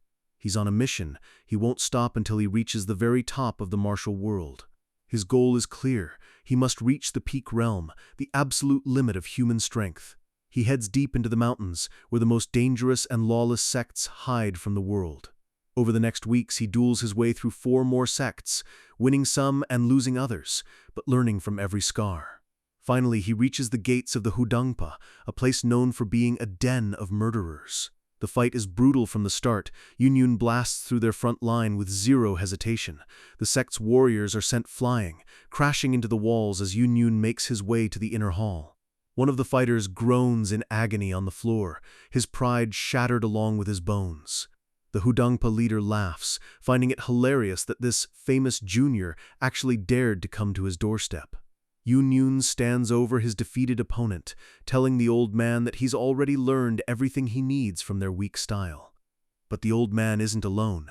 10 massive, scarred elders step out from the shadows, surrounding our boy. Yunyun is stunned. He just won the duel, but these cowards are changing the rules mid-game for a 10-on-1 fight.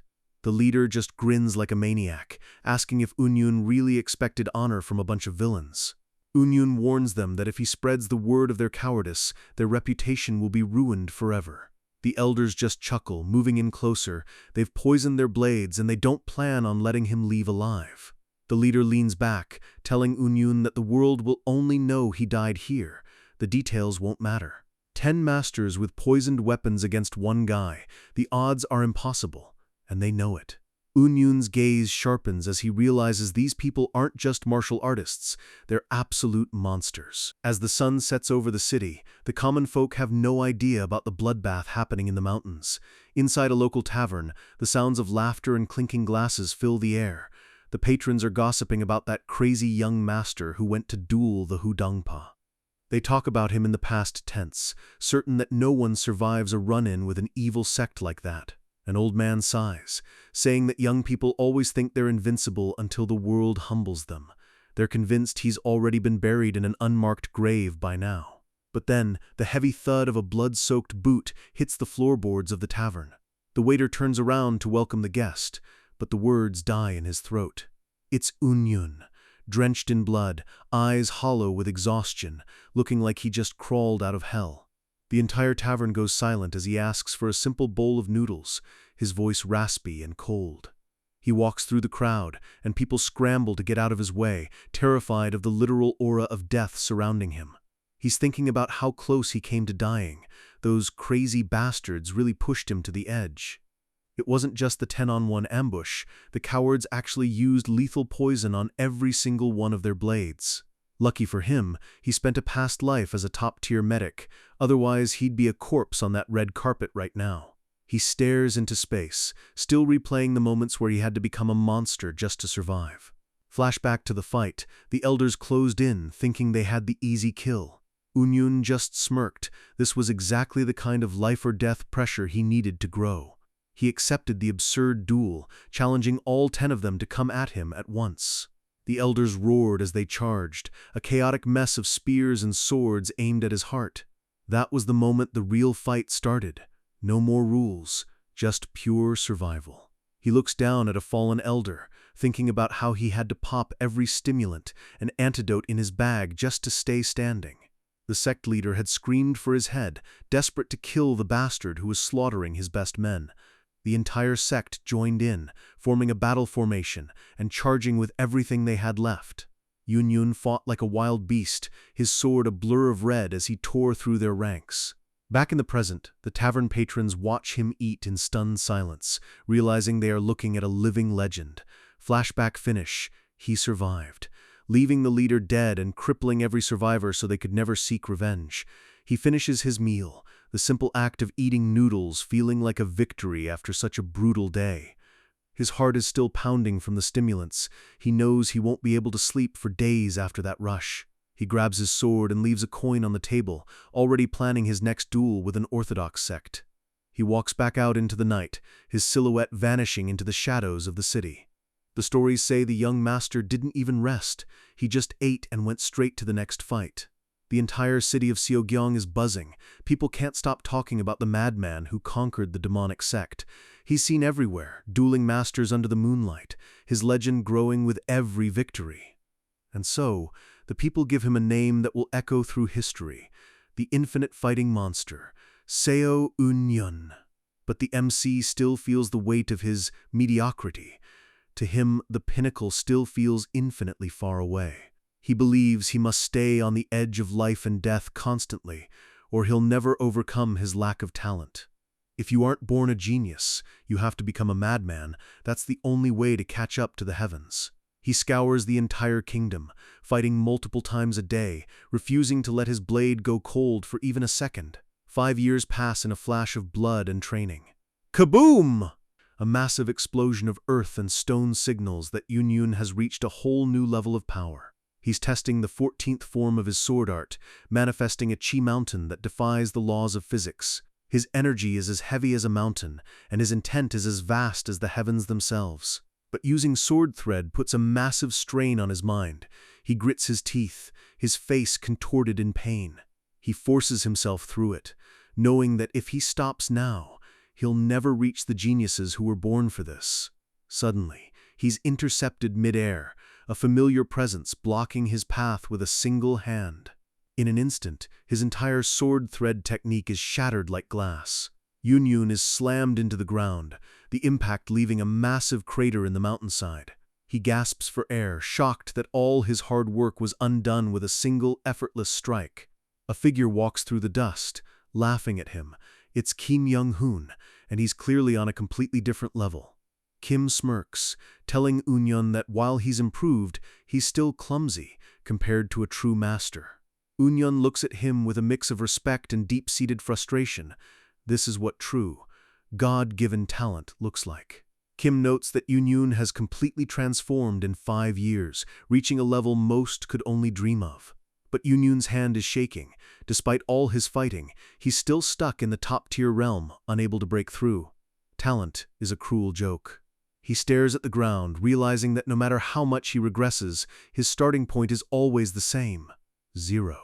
Kim asks what he's doing here, reminding him that they were only supposed to meet every 2 years. Kim admits that after traveling the whole country, he's realized something world-shaking. He tells Unyun that there is literally no one left in this kingdom who can even survive a single move from him. Kim wants to start his own organization, the greatest under heaven, and he wants Unyun by his side. But Unyun shuts him down instantly. He's comfortable exactly where he is. He can see Kim is developing the martial lord's disease. He's becoming obsessed with power and politics.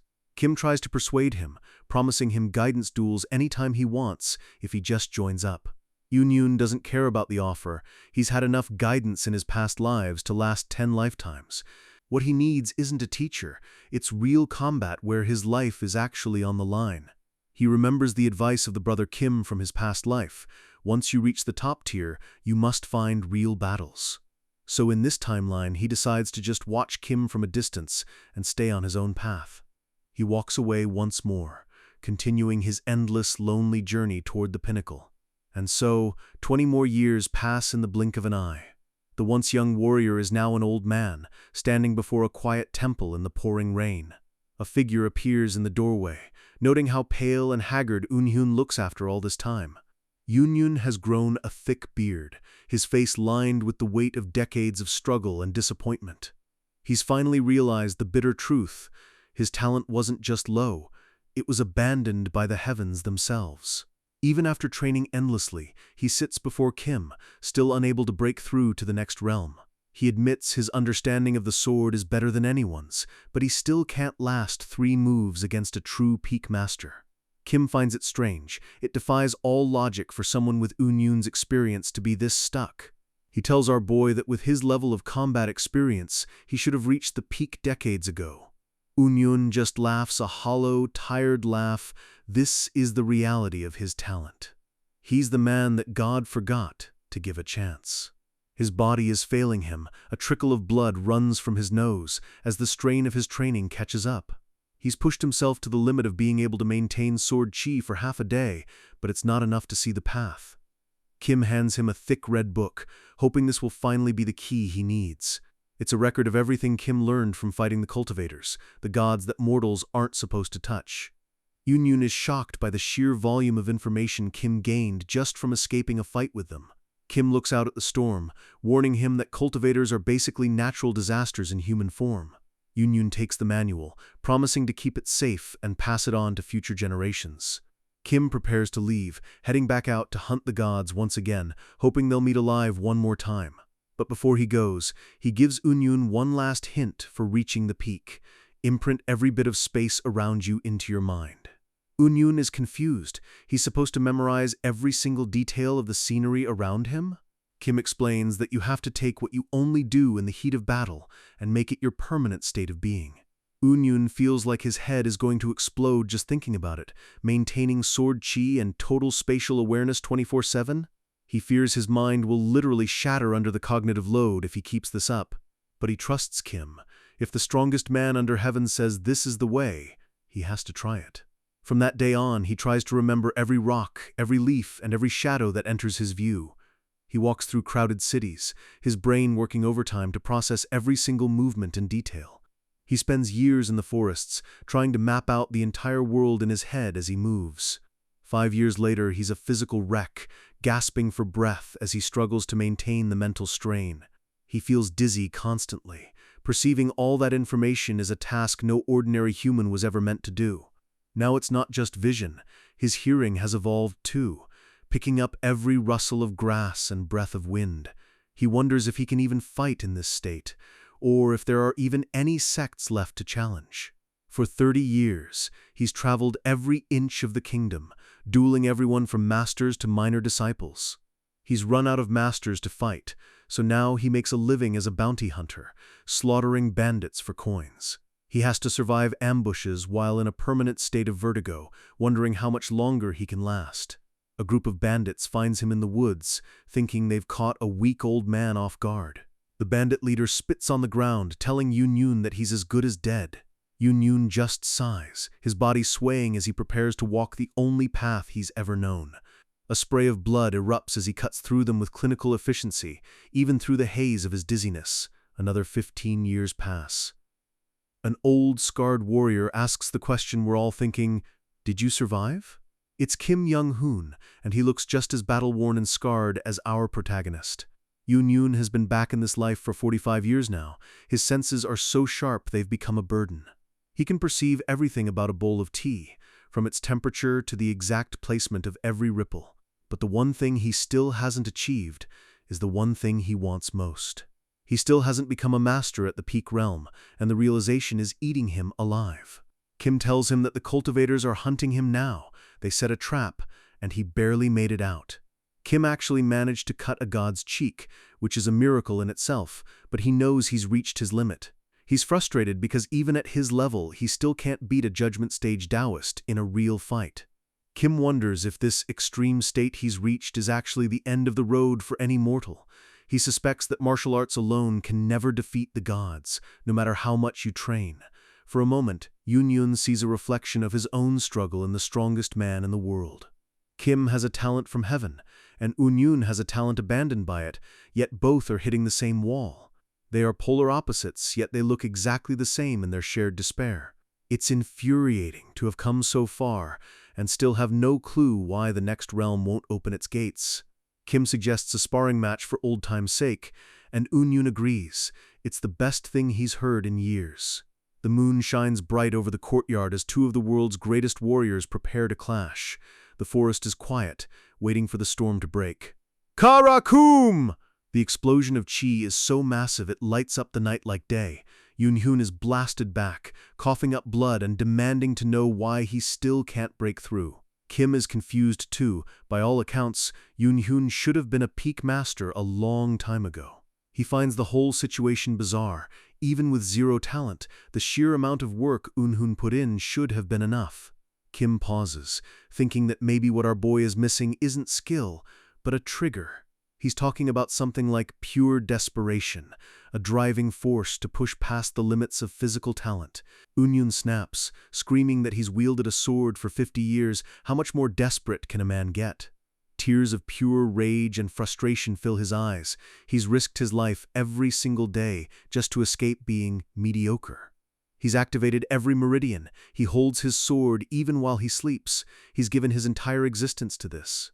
He yells at the sky, demanding to know why the next realm refuses to reveal itself to him. He collapses into the dirt, feeling pitiful for a 70-year-old man to be weeping and cursing the heavens. He's chased the sword his entire life, and he can't even begin to grasp what the next stage even looks like. Kim stands over him in silence, watching his friend's heart break in real time.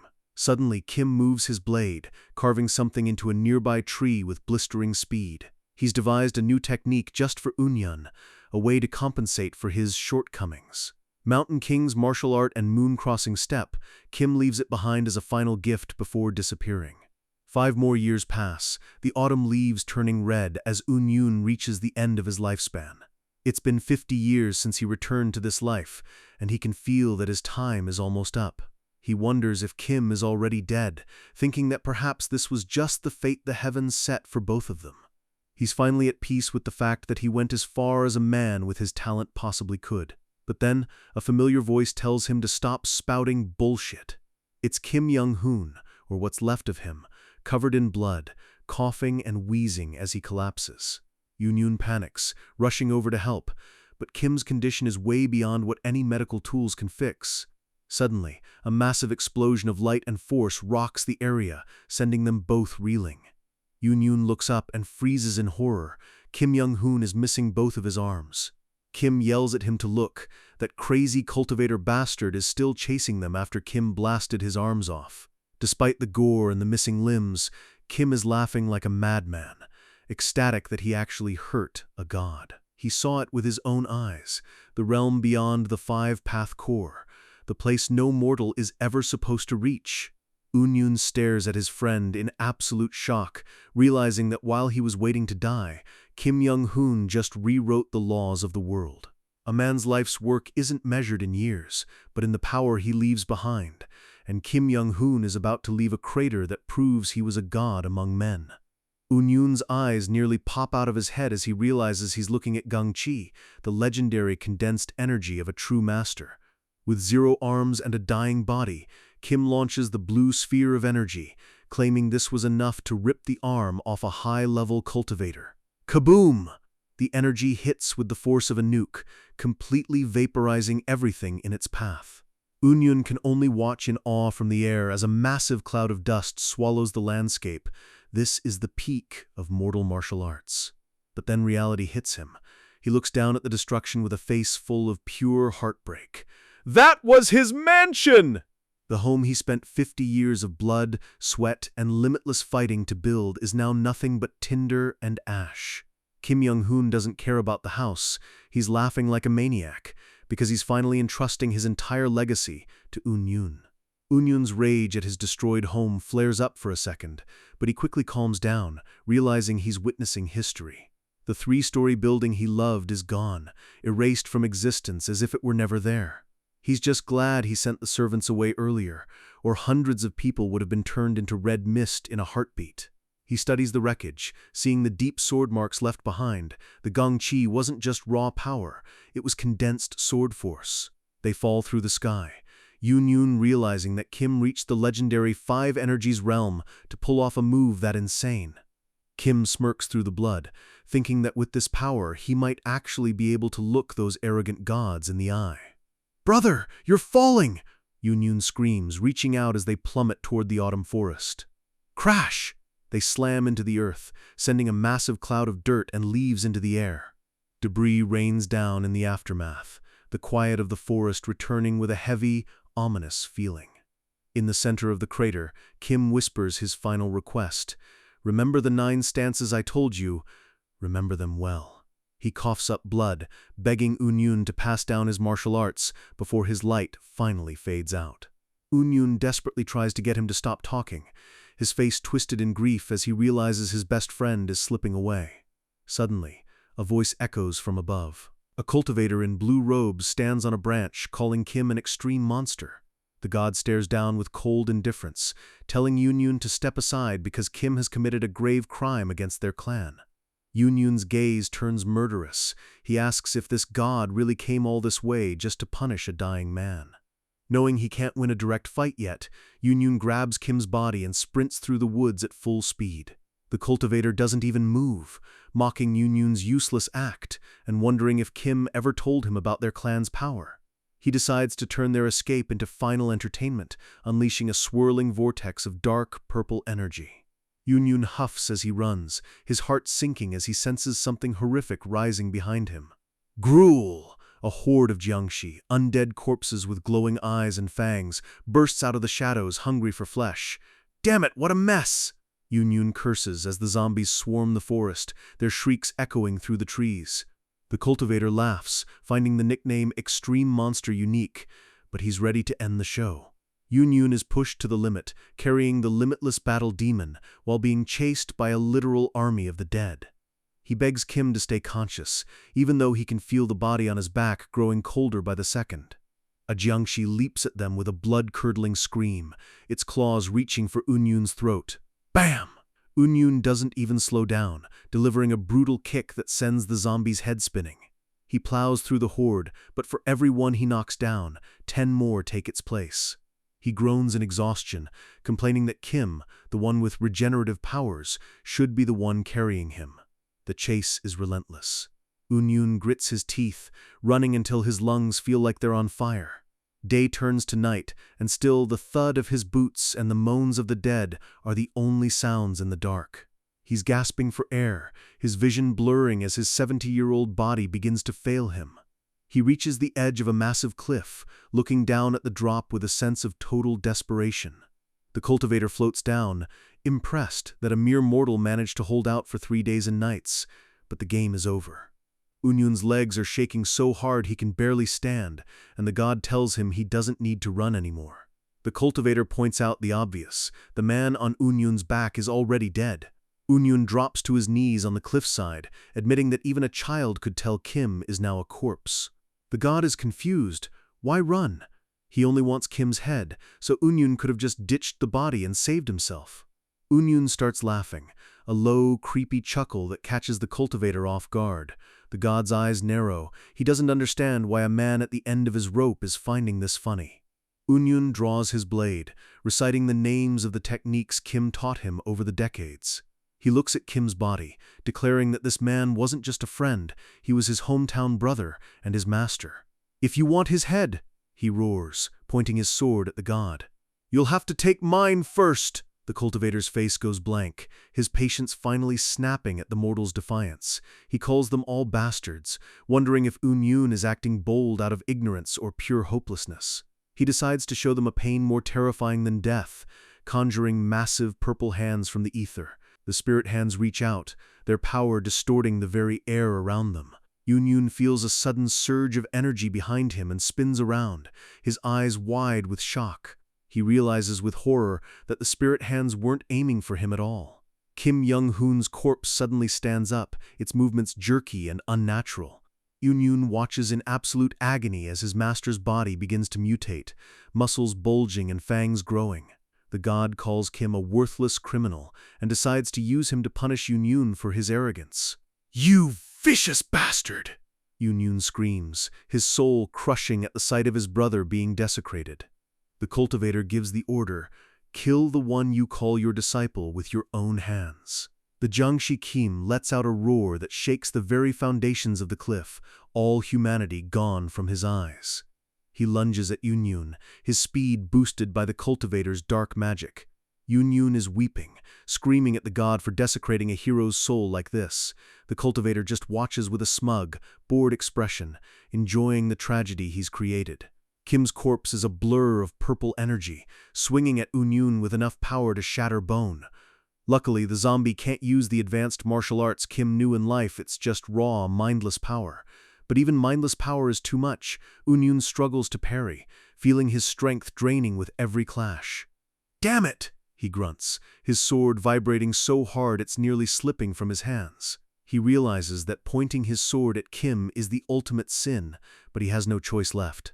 "I'm sorry," he whispers, biting his lip until it bleeds as he prepares to finish this quickly. He enters the stance for the Severing Mountain sword arts, a purple aura flaring up around him. He prepares the 21st move, Heavenly Lake. Flashback years ago, a younger Yoon asked Kim why this specific move had such a peaceful name. Kim looked confused for a second, then realization dawned on his face.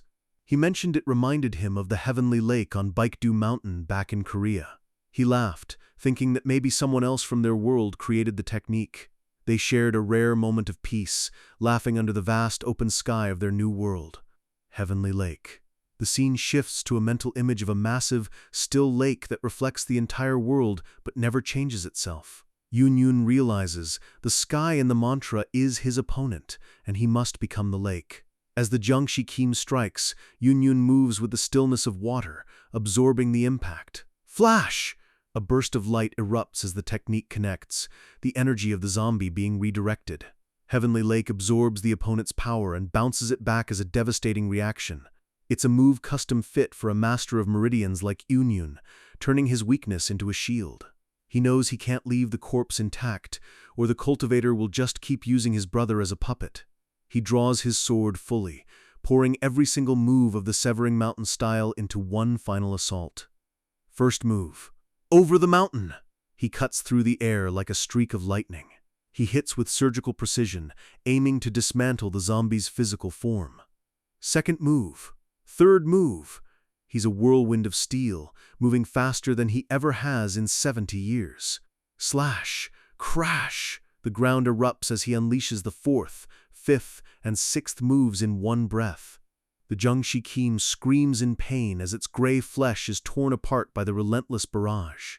Yoon's face is a mask of pure fury. He will slice this body to pieces so the god has nothing left to raise. The cultivator roars in anger, realizing his toy is being destroyed, and pumps more power into the corpse. Boom! The zombie Kim explodes in size, turning into a massive, mutated wall of muscle. Yoon realizes he can't dodge this. The speed and power are now beyond anything mortal. But he doesn't care. He's at the end of his life anyway, so why play it safe? He plants his foot firmly in the dirt, the ground cracking under his resolve. He will make sure his master's final moments are never desecrated again. He lunges forward, meeting the massive fist of the monster head-on. Burn it all away! The monster screams as Yoon unleashes a suicide strike, detonating his remaining chi in one go. I'm going to die. No! I can't die yet! He screams internally. He needs just a little more time to finish the job. Suddenly, time slows down. He can smell the copper of the blood on his tongue and the humidity in the air. His brain feels like it's being cooked from the inside, the pressure reaching a breaking point. Let tea burst! He roars, pushing his consciousness beyond the limits of a human mind. He doesn't care if his brain burns out, as long as he takes this monster with him. The world turns red as the mental barriers in his mind finally shatter. Yoon's eyes widen as a new sensation floods his senses. He's seeing everything. The pain that felt like it would kill him suddenly transforms into something else. He hasn't just accepted death, he's broken through to a realm he spent 50 years chasing. He feels weightless, floating in a sea of dark energy as he looks at the battlefield. Huh? He blinks, and the world looks different, clearer, sharper, and filled with glowing lines. He sees red lines tracing the trajectory of the monster's claws before it even moves. He dodges with a simple, effortless step, the massive fist missing him by a hair. He raises his sword, a single blue line appearing across the monster's chest, the perfect path. He follows the line, his blade moving with the grace of a falling star. Shink! He slices through the massive beast as if it were made of paper, a look of calm realization on his face. Is this it? The vision of the pinnacle state he's yearned for his entire life? As the body of Kim Young-hoon falls, Yoon sees a faint, genuine smile on his brother's face. A genius and a fool.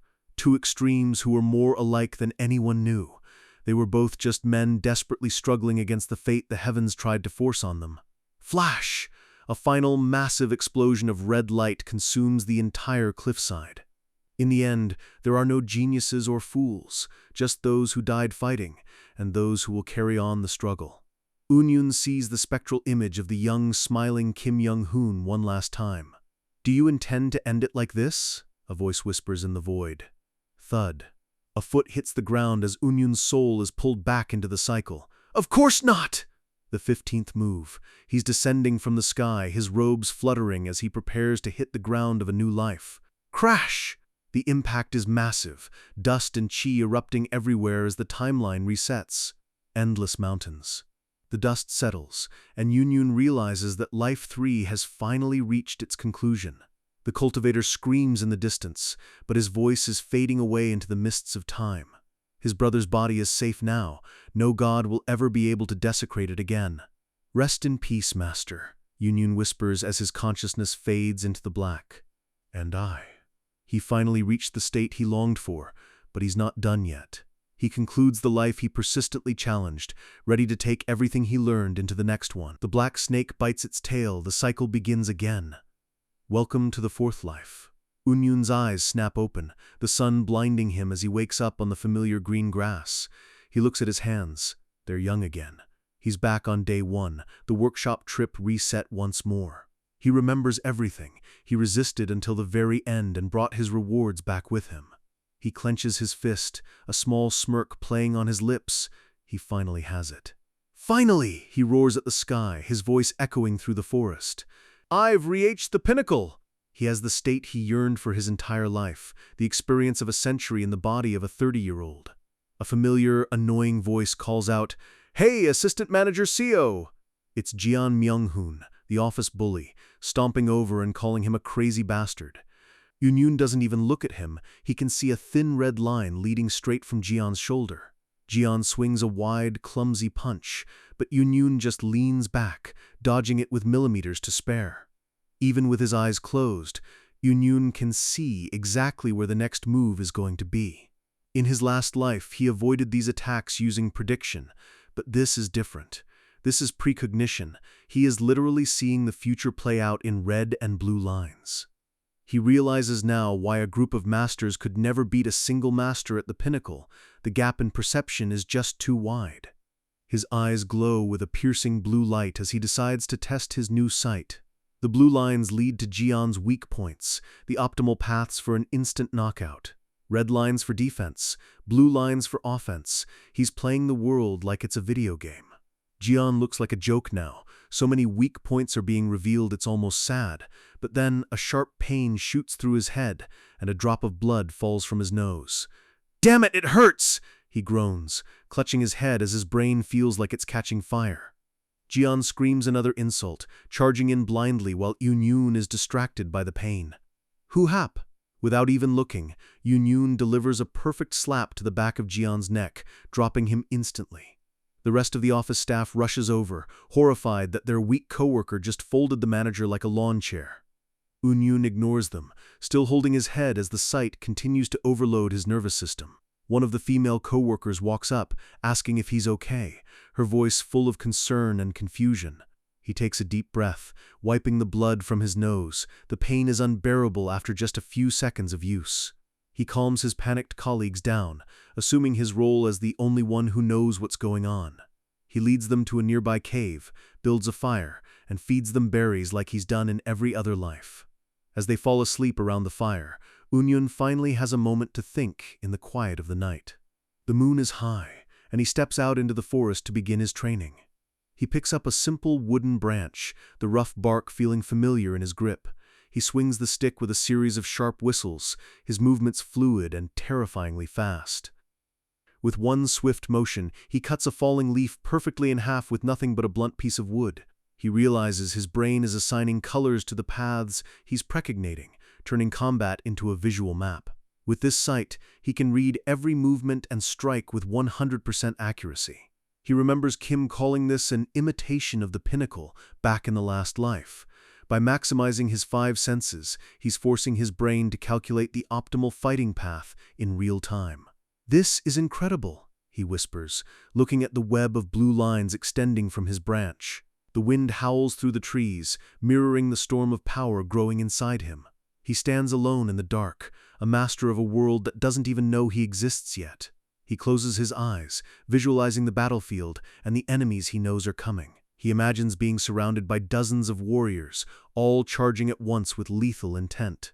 Leaves swirl around him in the wind, standing in for the blades of his enemies. Swish! He moves through the crowd of leaves, his wooden stick striking every single one with pinpoint precision. In his mind, he's already dismantling armies, his movements too fast for any mortal to track. The sun begins to rise over the forest, signaling the start of a new day and a new destiny.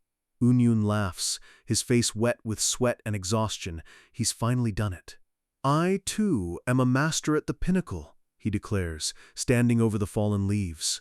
But the pain returns instantly, a reminder that his current body still can't handle the power of his mind. He realizes that by eating rare ginseng and practicing specialized qigong, he can increase the duration of his sight. He finds a patch of legendary Huangju ginseng, deciding to keep it for himself rather than selling it for money this time. He looks back at the cave where his co-workers and the young Kim Young-hoon are still sleeping. He gazes at Kim, the man who was his master and brother in another life. He has the 6-volume book of insights and the secret verses from the last life locked in his head. He vows that if he passes this knowledge to Kim now, this version of Kim will surpass his past self by a mile. And since Unyun is already a master, the level of teaching he can give Kim will be on a whole different planet. He knows there's still another level beyond this, but he doesn't have a clue how to reach it yet. There's only one way for a dull person like him to keep moving forward: endless training. His goal for this life is to overcome the burning pain and make the sight of the pinnacle his permanent state. And ultimately, he's aiming for something even greater, a state of pure, enlightened power. He walks out of the cave, his eyes set on a goal that would make gods tremble. The state where 3 flowers gather at the crown, the pinnacle of the pinnacle. And this time, he's taking everyone with him. The world thinks talent is everything, but our boy just realized that with enough regression, even a dullard can see the future. And the future looks like a lot of dead bandits. Morning breaks, and just like in his previous lives, the massive spirit fox that rules this forest comes to collect its tax. Unyun extends his arm as a sacrifice, but he can't help but wonder if his new sight works on spirit beasts too. He activates the sight of the pinnacle, and the world begins to vibrate with a heavy, ominous pressure. He gasps as his vision is flooded with a blinding, saturated red. The entire world around the fox is a warning zone. As the fox's jaws snap shut on his arm, Unyun realizes the terrifying truth. Even at his peak, he stands no chance against this thing. He grits his teeth against the pain, confused how the very space around the fox can be so saturated with this crimson light. Several days later, the high-level cultivators return to the forest to pick up the talented office workers. Unyun stares at them, dumbfounded, just like the fox. These gods are surrounded by a massive, inescapable crimson domain. He realizes there's not a single opening. The difference between a martial artist and a cultivator is like the gap between an ant and the sun. Even a peak master like him would be swatted like a fly by the weakest of these gods at the chi refinement stage. The next day, after the cultivators have taken his friends away, Unyun finds himself alone in the rain with Director Kim. He decides to seize the moment and talk to Seo Huel, the beautiful dragon king who came for one of the assistants. Unyun bows respectfully, acting the part of the unworthy mortal to fish for information. Seo Huel smirks, humored that a mere insect has the guts to ask a god a question. Unyun asks about that terrifying crimson domain he saw surrounding the powerful beings in the forest. The Dragon King chuckles, explaining that what Unyun saw is called Shi, a manifestation of consciousness and perception. He explains that while a mortal's awareness stays inside their brain, a cultivator extends it outward, blanketing the space around them. With that cryptic answer, the god vanishes, leaving Unyun to ponder the massive wall standing between him and true power. Director Kim stands there looking completely lost. The high-level talk about Shai went straight over his head. Soon after, the creepy hunchbacked sage arrives on his mechanical lion, declaring it's time to take Kim to the mortal capital. The sage doesn't bother with a polite flight, he just shoves Unyun and Kim into a spatial rift like they're trash. They plummet through the sky and slam into the water. Unyun is not a fan of this god-tier travel service. The sun shines brightly over the Gyedu Lake as the two men struggle to reach the shore. Unyun wrings out his shirt, cursing his luck. Last time they landed in a tree, and now he's soaking wet. He strips off his wet shirt, looking like a total Chad, while Kim lies on the sand gasping for air. Kim is panicking, wondering where the hell they are and how they're going to survive in this new land. Unyun, however, knows exactly where they are. Judging by the mountains, Changho Castle is just around the corner. Kim follows him down the beach, desperate for a plan or at least a person who can tell them which way is north. Unyun points across the lake to a cluster of buildings, suggesting they borrow some clothes and food from there. Without another word, Unyun dives back into the water, leaving a confused Kim shouting after him. As he swims, Unyun realizes he shouldn't have even bothered putting his clothes back on if he was just going to dive back in. He remembers that building from his past life. It's not a village, it's a high-security bandit hideout. In his previous life, the leader was a late-stage first-class master, a serious threat to anyone but a true expert. The bandits were numerous and dirty fighters, coating their blades in lethal poison to make up for their lack of skill. The bandits at the docks notice a strange figure approaching and wonder what kind of idiot is swimming into their turf. The bandit leader laughs, calling Unyun a nutjob and telling the brat to get lost if he wants to keep his head. Unyun doesn't say a word, his expression cold as he wades out of the water like a harbinger of doom. One of the thugs charges in with a wooden club, screaming an insult that he's definitely going to regret. "Who am?" Unyun moves so fast he's a blur, sending the bandit flying with a single bone-shattering strike. The other bandits freeze in absolute shock. Their heavy hitter just got folded like a piece of paper. Unyun picks up the fallen bandit's wooden club, weighing it in his hand. For a guy at his level, this is more than enough. He walks calmly toward the group, asking a simple, chilling question. "How many people have you killed here?" A massive, muscular bandit with a spiked mace roars that he's personally sent over 50 people to hell. Splat! Before the man can even finish his sentence, Unyun's club connects, and the bandit's 50 kills become a zero-sum game. Unyun's gaze is steady. He's not here to talk. He's here to clean up the neighborhood. "Anyone who has taken a life, even once, come at me," he challenges, the entire bandit camp now realizing they're in a nightmare. Deep inside the main building, the rest of the thugs are still partying, unaware that a monster is at their door. The bandits are laughing and harassing captive women, the atmosphere thick with the smell of cheap booze and cruelty. One of the captive girls weeps as a bandit grabs her, the lowlifes enjoying their stolen spoils. Suddenly, the room goes quiet as a bandit by the door turns around with a look of pure confusion. Unyun stands in the doorway, a silhouette of death, holding the severed head of their guard in one hand and a bloody stick in the other. The Grand Leader, sitting on a tiger-skin throne, roars for his men to grab their weapons and kill the rat. The bandits draw their swords, surrounding our boy, but they look like children playing soldier compared to him. "No need to even ask," Unyun says, his aura flaring with blue energy. "You all have to die." A few minutes later, the hideout is quiet, the ground littered with the bodies of the mighty bandit army. The bandit leader is the last one left, begging for his life as he realizes he's staring at a peak master. Unyun steps through a pool of blood, looking down at the coward with total indifference. He asks how long he's been there, and the leader stammers that it's only been about 15 minutes. Unyun hums to himself, reflecting on how much he's actually grown across his lives. In his previous life, it took him a full day of desperate fighting to wipe this place out.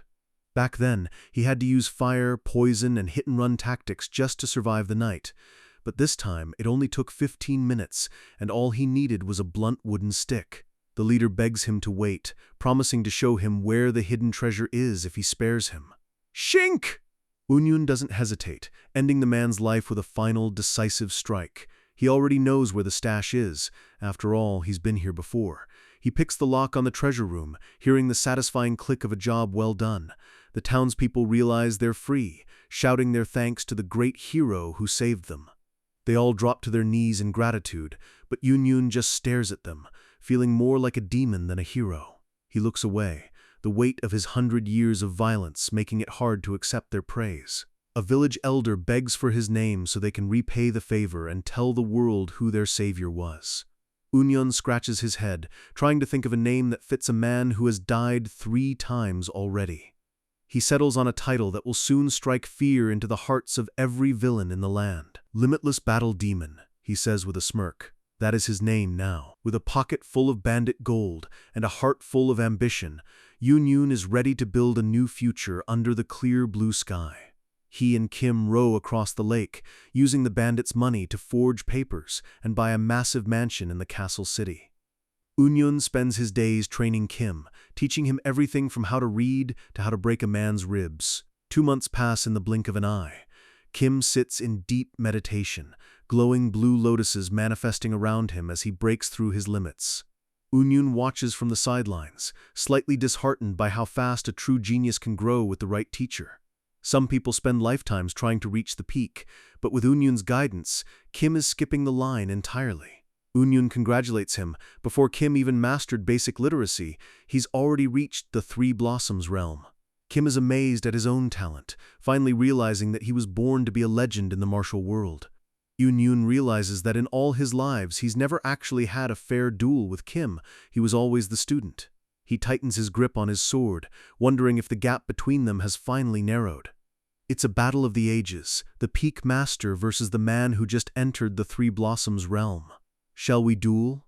Unyun asks, and Kim grins, feeling like this might be the first time he actually has a chance to win. They head to the mountains, where the air is thin and the only audience is the clouds. Unyun opens with the second strike, entering the mountain, his blade carving through the air with a roar. The blades collide with a bone-jarring crash, the force of the impact shaking the trees for miles. Unyun's sight activates, but he's shocked to see his blue lines being pushed back by Kim's overwhelming intent. He realizes he needs to evade.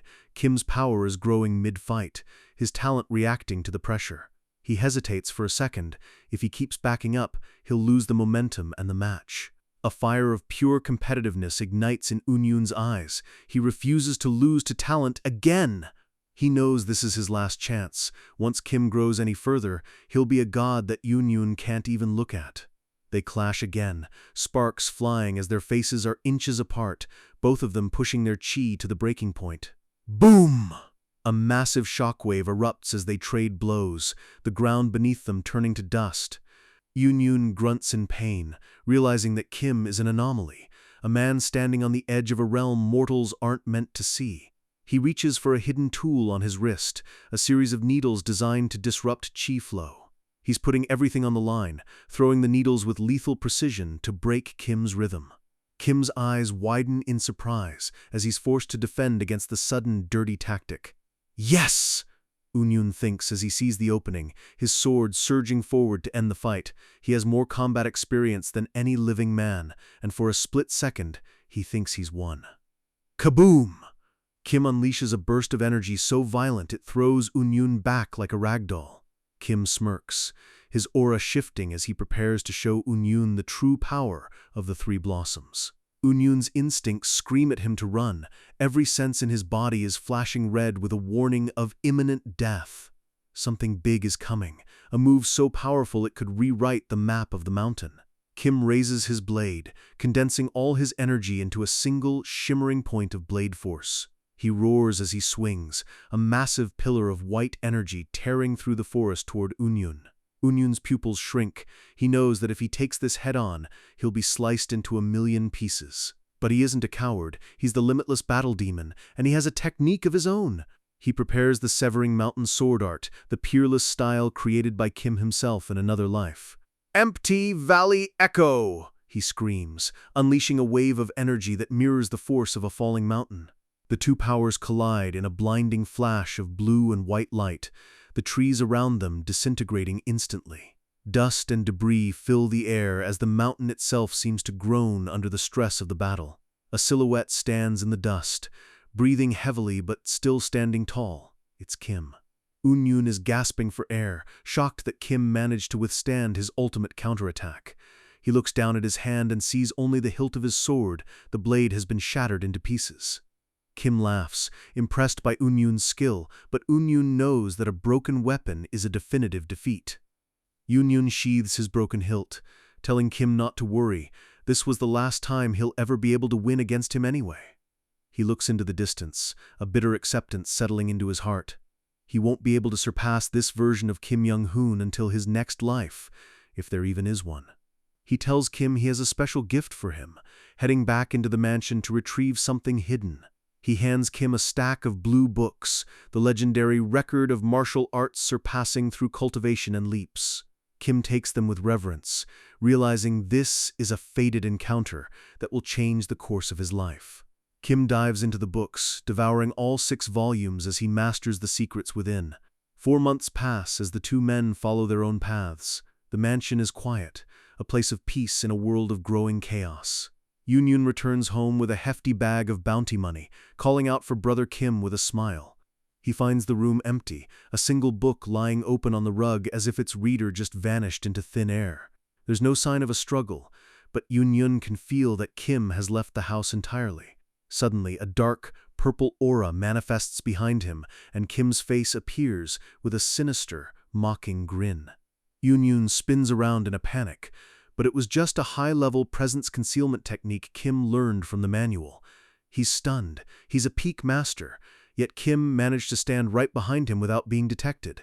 In his past life, Kim only learned this move after reaching the 5-path core, but now he's mastered it in less than a year. Kim brags that with this book, he could assassinate anyone in the world without them ever knowing he was there. Unyun can only smile. This is the terrifying power of talent, combined with the right knowledge. Kim tells him that he plans to roam the martial world to gain real experience, and he asks Unyun to come with him. Unyun declines, telling Kim he needs to stabilize his own realm and that he has an interest elsewhere. The Imperial Court? Kim asks, surprised that a master would want to work for the government. Unyun explains that by serving the crown, he can provide Kim with political backup while Kim conquers the Muram.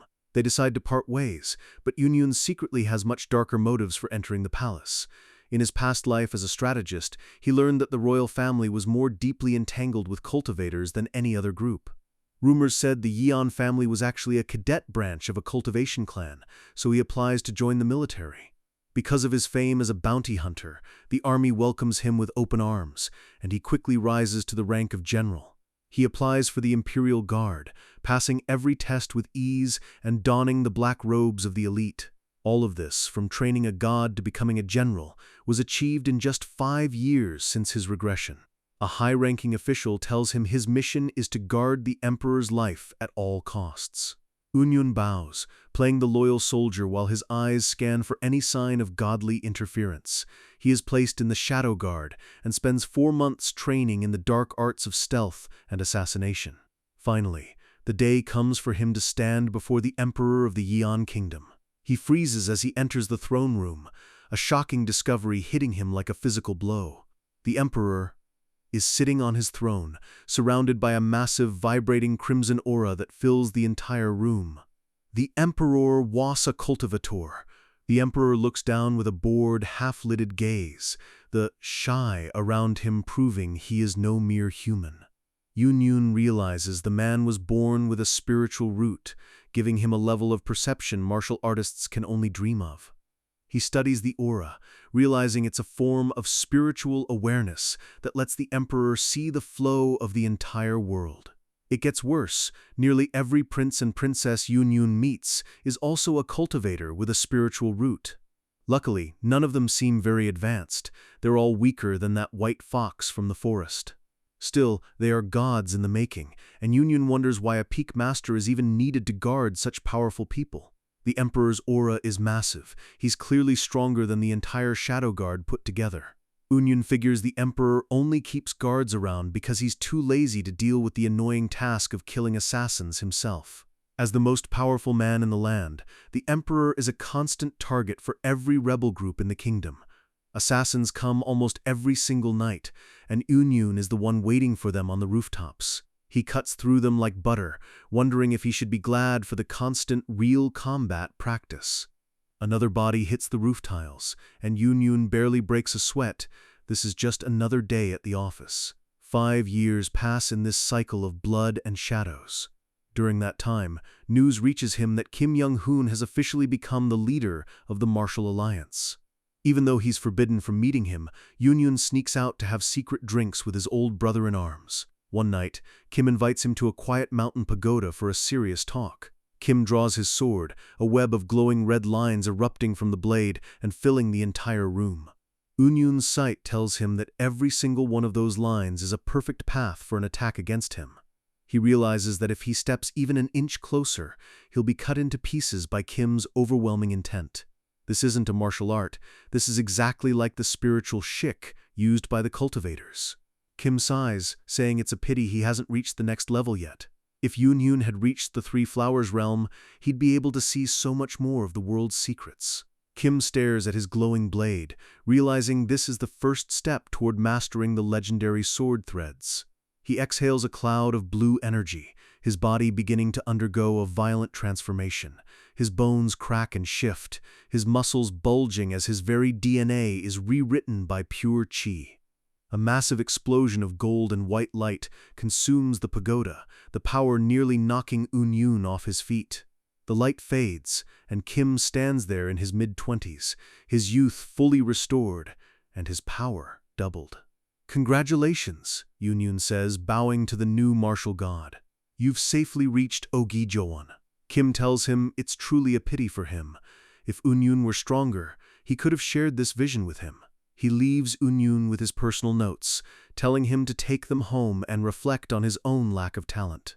As they walk through the woods later, Yun asks Kim if he's met any other cultivators recently. He notes that Kim's domain looks almost identical to the shik used by the gods. Kim agrees, feeling that in this state he could finally fight a chi refinement cultivator on even ground. Yun realizes that martial artists at the Ogi-joan level can actually begin to cultivate, just like the gods. The gap between a peak master and Ogi-joan is beyond imagination. It's like a different dimension entirely. Yun returns to the palace, vowing to use everything he saw today to eventually reach that level himself. A few days later, another routine night of guard duty begins. He stands in the dark hallways, the silence of the palace feeling heavier than usual.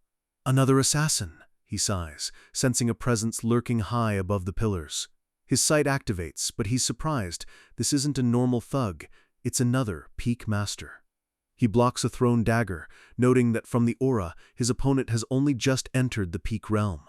The assassin leaps down, sword drawn, ready for a life-and-death struggle. They trade blows, the sound of steel clashing echoing through the empty halls of the palace. Yun looks into the assassin's eyes, finding something strange about the way they fight. He can't get the image of Kim reaching Ogi-joan out of his head. It's distracting him from the fight. He asks himself, what is sword chi? Is it just a proof of unity between sword and body? The textbooks say that at the peak realm you see the optimal path and following it creates sword chi. He used to believe that sword chi was just his technique pushed to the absolute extreme.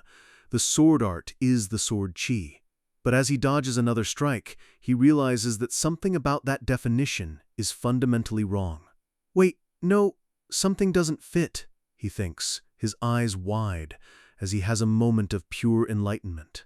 If sword chi was just about technique, then even the brainless zombies he fought in the last life should have been able to use it. Sword chi is not just a sword art, It's born from the art, but its fuel is something much more human and much more powerful. Its true core is the martial artist's will. The red and blue lines he sees aren't just predictions, they are the direction of his own intent manifested in the world. The moment he realizes this, a strange feeling surges through his hand. It's like the blade is growing blood vessels that pierce into his skin. He moves with a new, terrifying speed, the ground cracking under his feet. The assassin is terrified, unable to keep up with the sudden change in Unyun's pressure. Unyun ducks under a horizontal swing, his gaze locked on the optimal path, the path of his will. He strikes from an impossible angle, his movement fluid and unstoppable. Shink! The assassin's mask is torn away, and they're sent reeling back by the sheer force of the blow. It's a woman! She looks at Unyun in absolute horror, realizing she's just been outclassed in every possible way. She tries to flee, but Unyun is already there, his presence filling the entire hallway. Crash! He slams her into the ground, the impact shattering the marble floor. But Unyun isn't finished. He can feel the power still building inside him, begging to be released. He pours every ounce of his intent into his sword, the blade glowing with an intense, humming blue light. The assassin can only stare as the very air begins to vibrate with a physical force. If I keep pouring my intent into it, I can manifest it into reality, he whispers. Sword threads. Unyun stands tall, his sword now trailing physical threads of blue energy that can cut through reality itself. 10 years after reaching the peak, he's finally broken through to the mid-stage and mastered the legendary sword threads.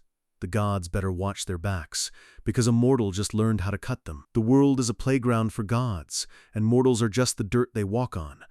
But one man is about to sharpen that dirt into a blade. Unyun stalks through the palace halls, his blade glowing with a cold, lethal light as he prepares to end another intruder. He stops cold, recognizing the face of the assassin staring back at him. It's a handmaiden from the palace, someone who was supposed to be serving tea, not swinging a sword. She's terrified but impressed, calling him the infinite fighting monster and realizing he's already reached the peak realm at such a young age. Unyun's eyes narrow. He hasn't used that alias in years, and he wonders how a simple maid could possibly know his secret history. She remembers him from a decade ago, back when he was known as a ghost on the battlefield before the kingdom started calling him a monster. Tears and blood stream down her face as she screams that her younger sibling had even more talent, but they were ruined because of the emperor. Unyun stays cold, telling her that emotions don't change the rules. Assassins in the palace are executed on sight.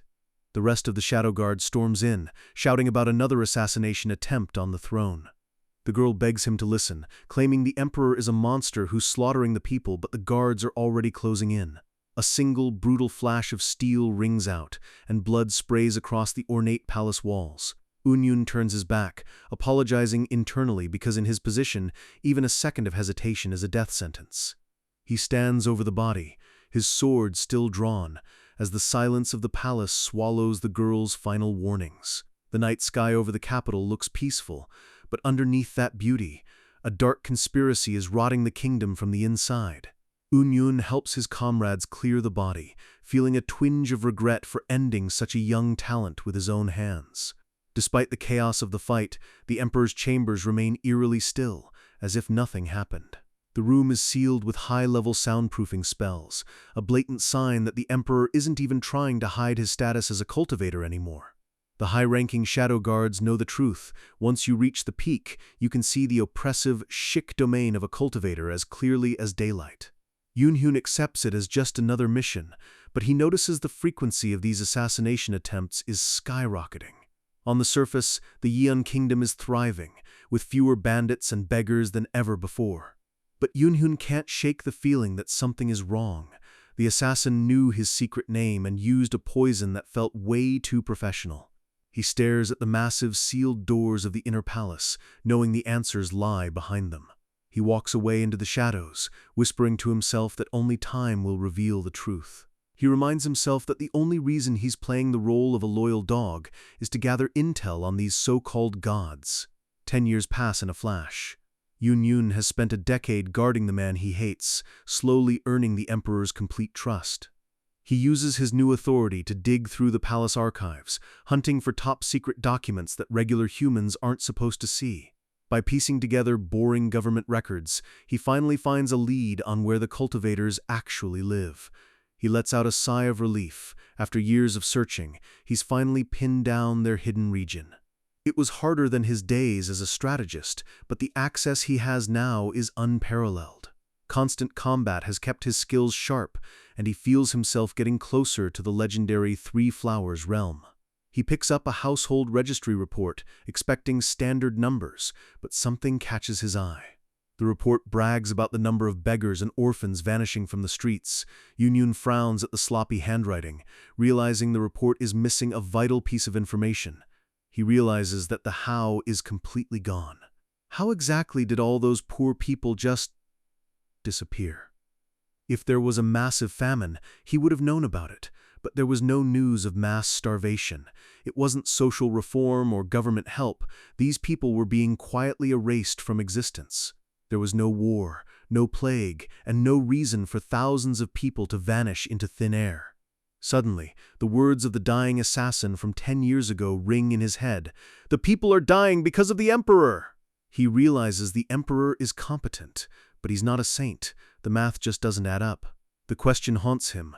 Where did all those erased souls actually go? He slams the books shut, knowing that whenever there's a gap in information this big, it always leads back to the cultivator clans. He decides to delegate the heavy lifting, planning to send Kim Young-hoon to investigate the locations he found.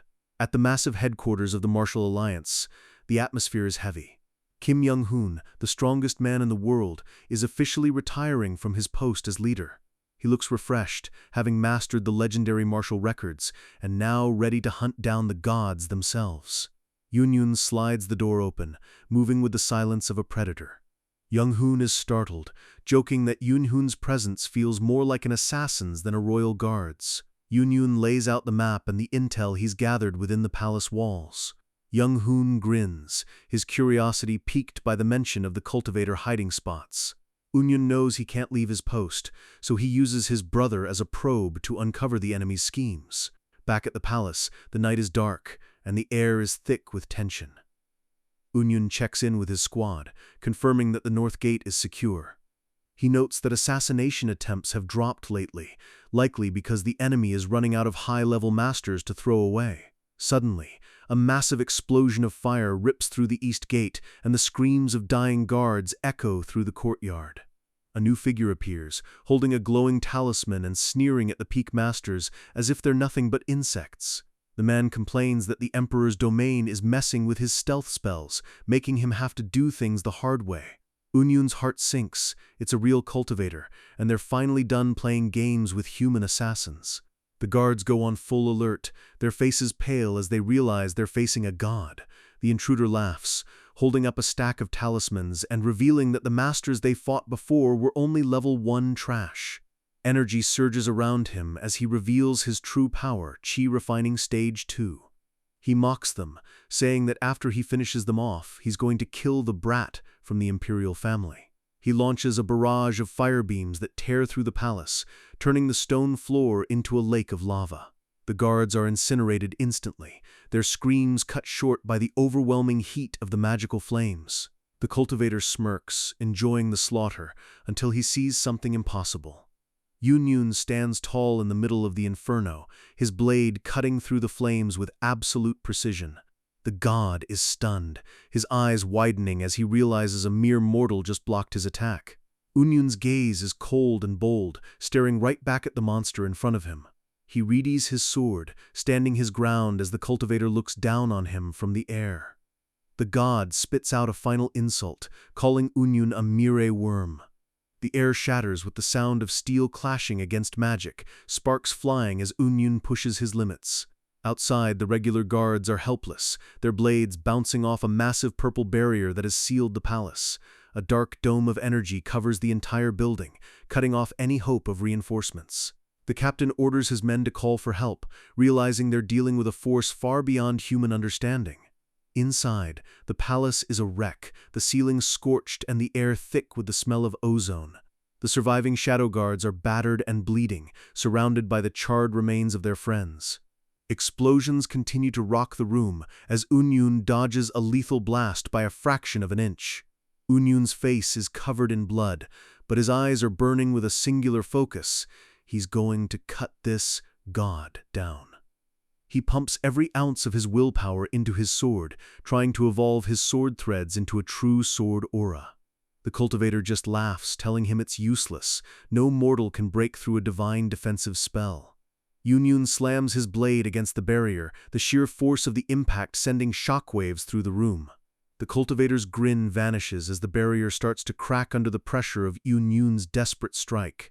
Unyun is sent flying back, his body spent and his energy depleted. He coughs up a spray of blood, realizing that without true enlightenment, his sword aura can't even hold for a second.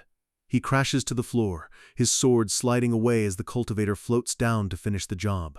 His comrades watch in horror, their faces twisted in despair as they see their strongest master fall. The cultivator descends, his foot aimed directly at Unyun's head. A sickening crunch echoes through the hall as the god stomps Unyun into the dirt. He mocks Unyun, asking how a worm like him dared to think about cutting down a superior being. He reaches into his robes, deciding that he's bored and wants to end this quickly. He unleashes a swarm of talismans, vowing to crush Unyun to death and leave nothing but a red stain. The talismans spin into a golden vortex, a meat grinder of magical energy designed to shred anything in its path. The other guards try to crawl toward their leader, but they're too broken to help. The golden blades rain down, piercing the floor and the bodies of anyone left standing. The shadow guards are cut down one by one, their blood pooling on the cold tiles. The cultivator tells the worms not to interfere, his voice dripping with pure arrogance. He stands on top of Unyun, telling him that no matter how much he resists, he'll always end up trampled. The room goes silent as the god looks down at the broken remains of the kingdom's finest warriors. Unyun coughs up more blood, his internal organs feeling like they've been put through a blender. The cultivator stomps on Unyun's hand, the sound of breaking bones echoing through the hall. Unyun's vision blurs, the pain almost becoming too much to handle. He thinks to himself that maybe the god is right. Maybe his talent and his life really are no different from a worm's. The cultivator mocks him, asking if he's finally ready to beg for his life. But Unyun's mangled fingers twitch against the floor, a spark of defiance still burning in his soul. He refuses to let the decades of training and the centuries of endurance just vanish into nothing. With a roar of agony, he reaches out with his broken hand, grabbing the cultivator's leg. The cultivator is shocked, but Unyun has already figured him out. This god has never actually trained his body or learned the distance of a real battle.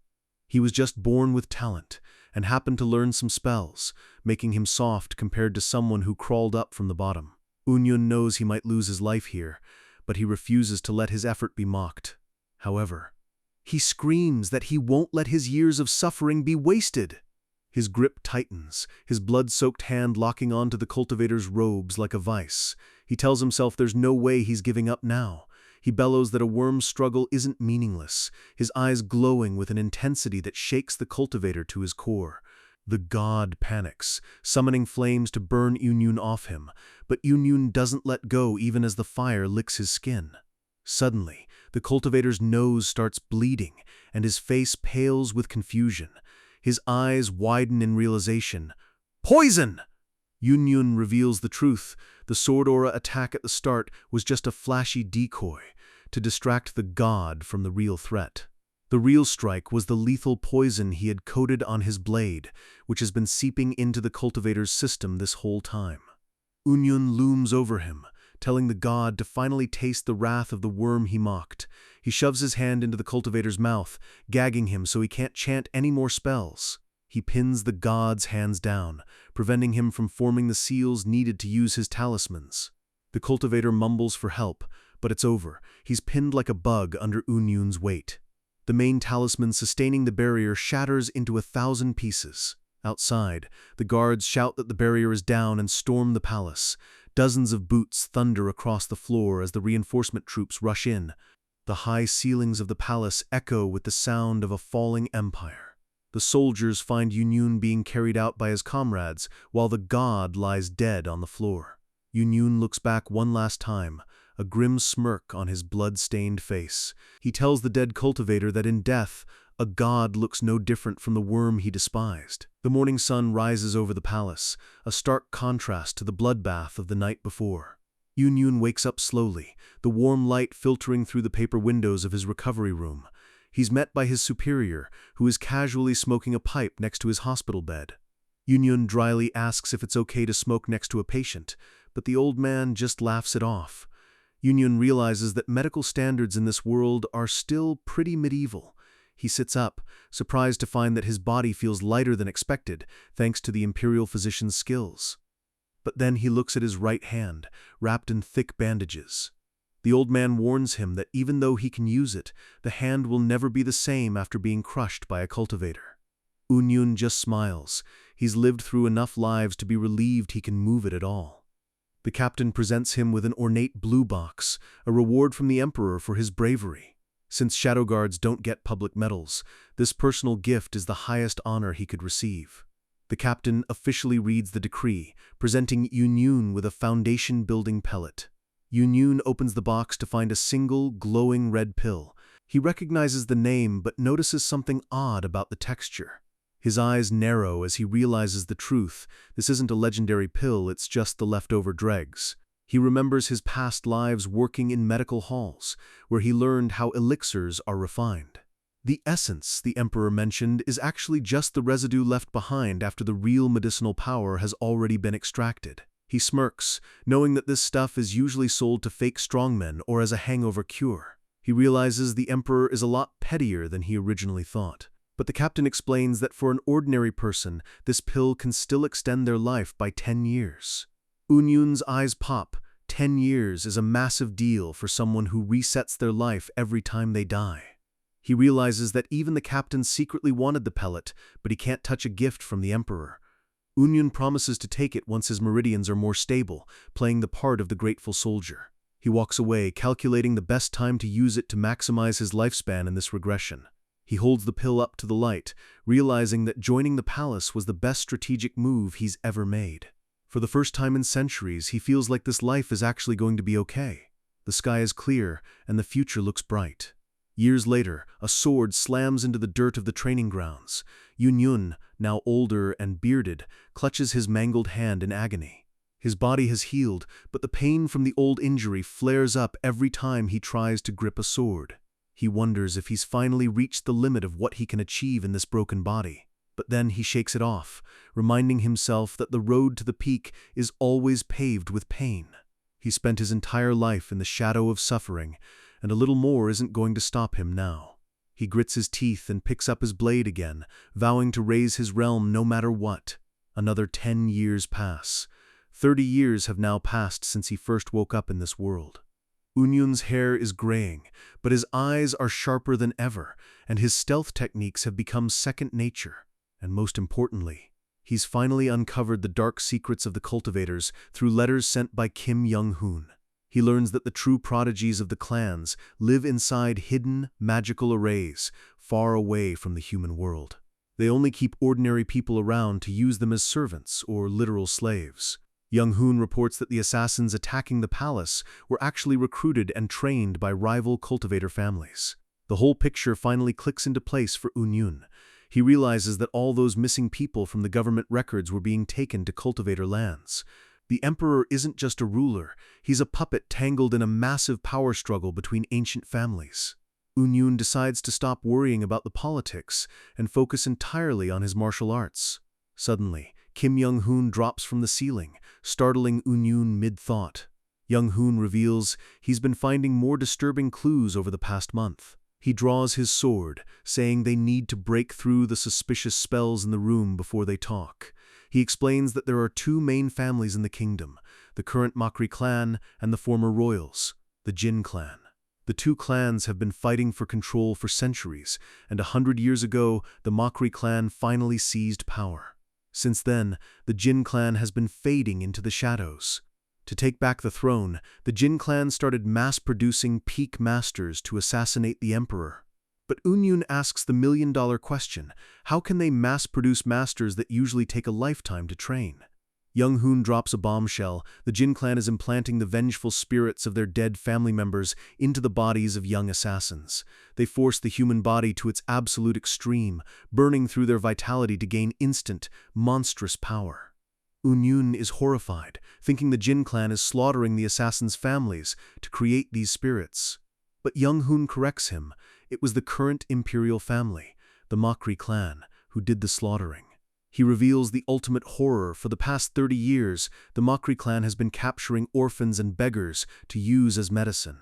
They grind down thousands of humans to produce a forbidden elixir that extends a cultivator's life.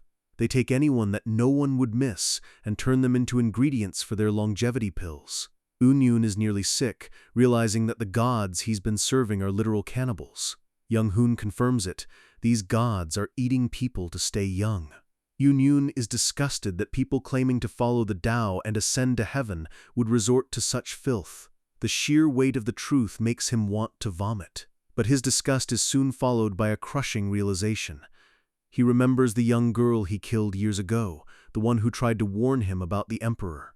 He realizes his entire career in the palace has been a lie.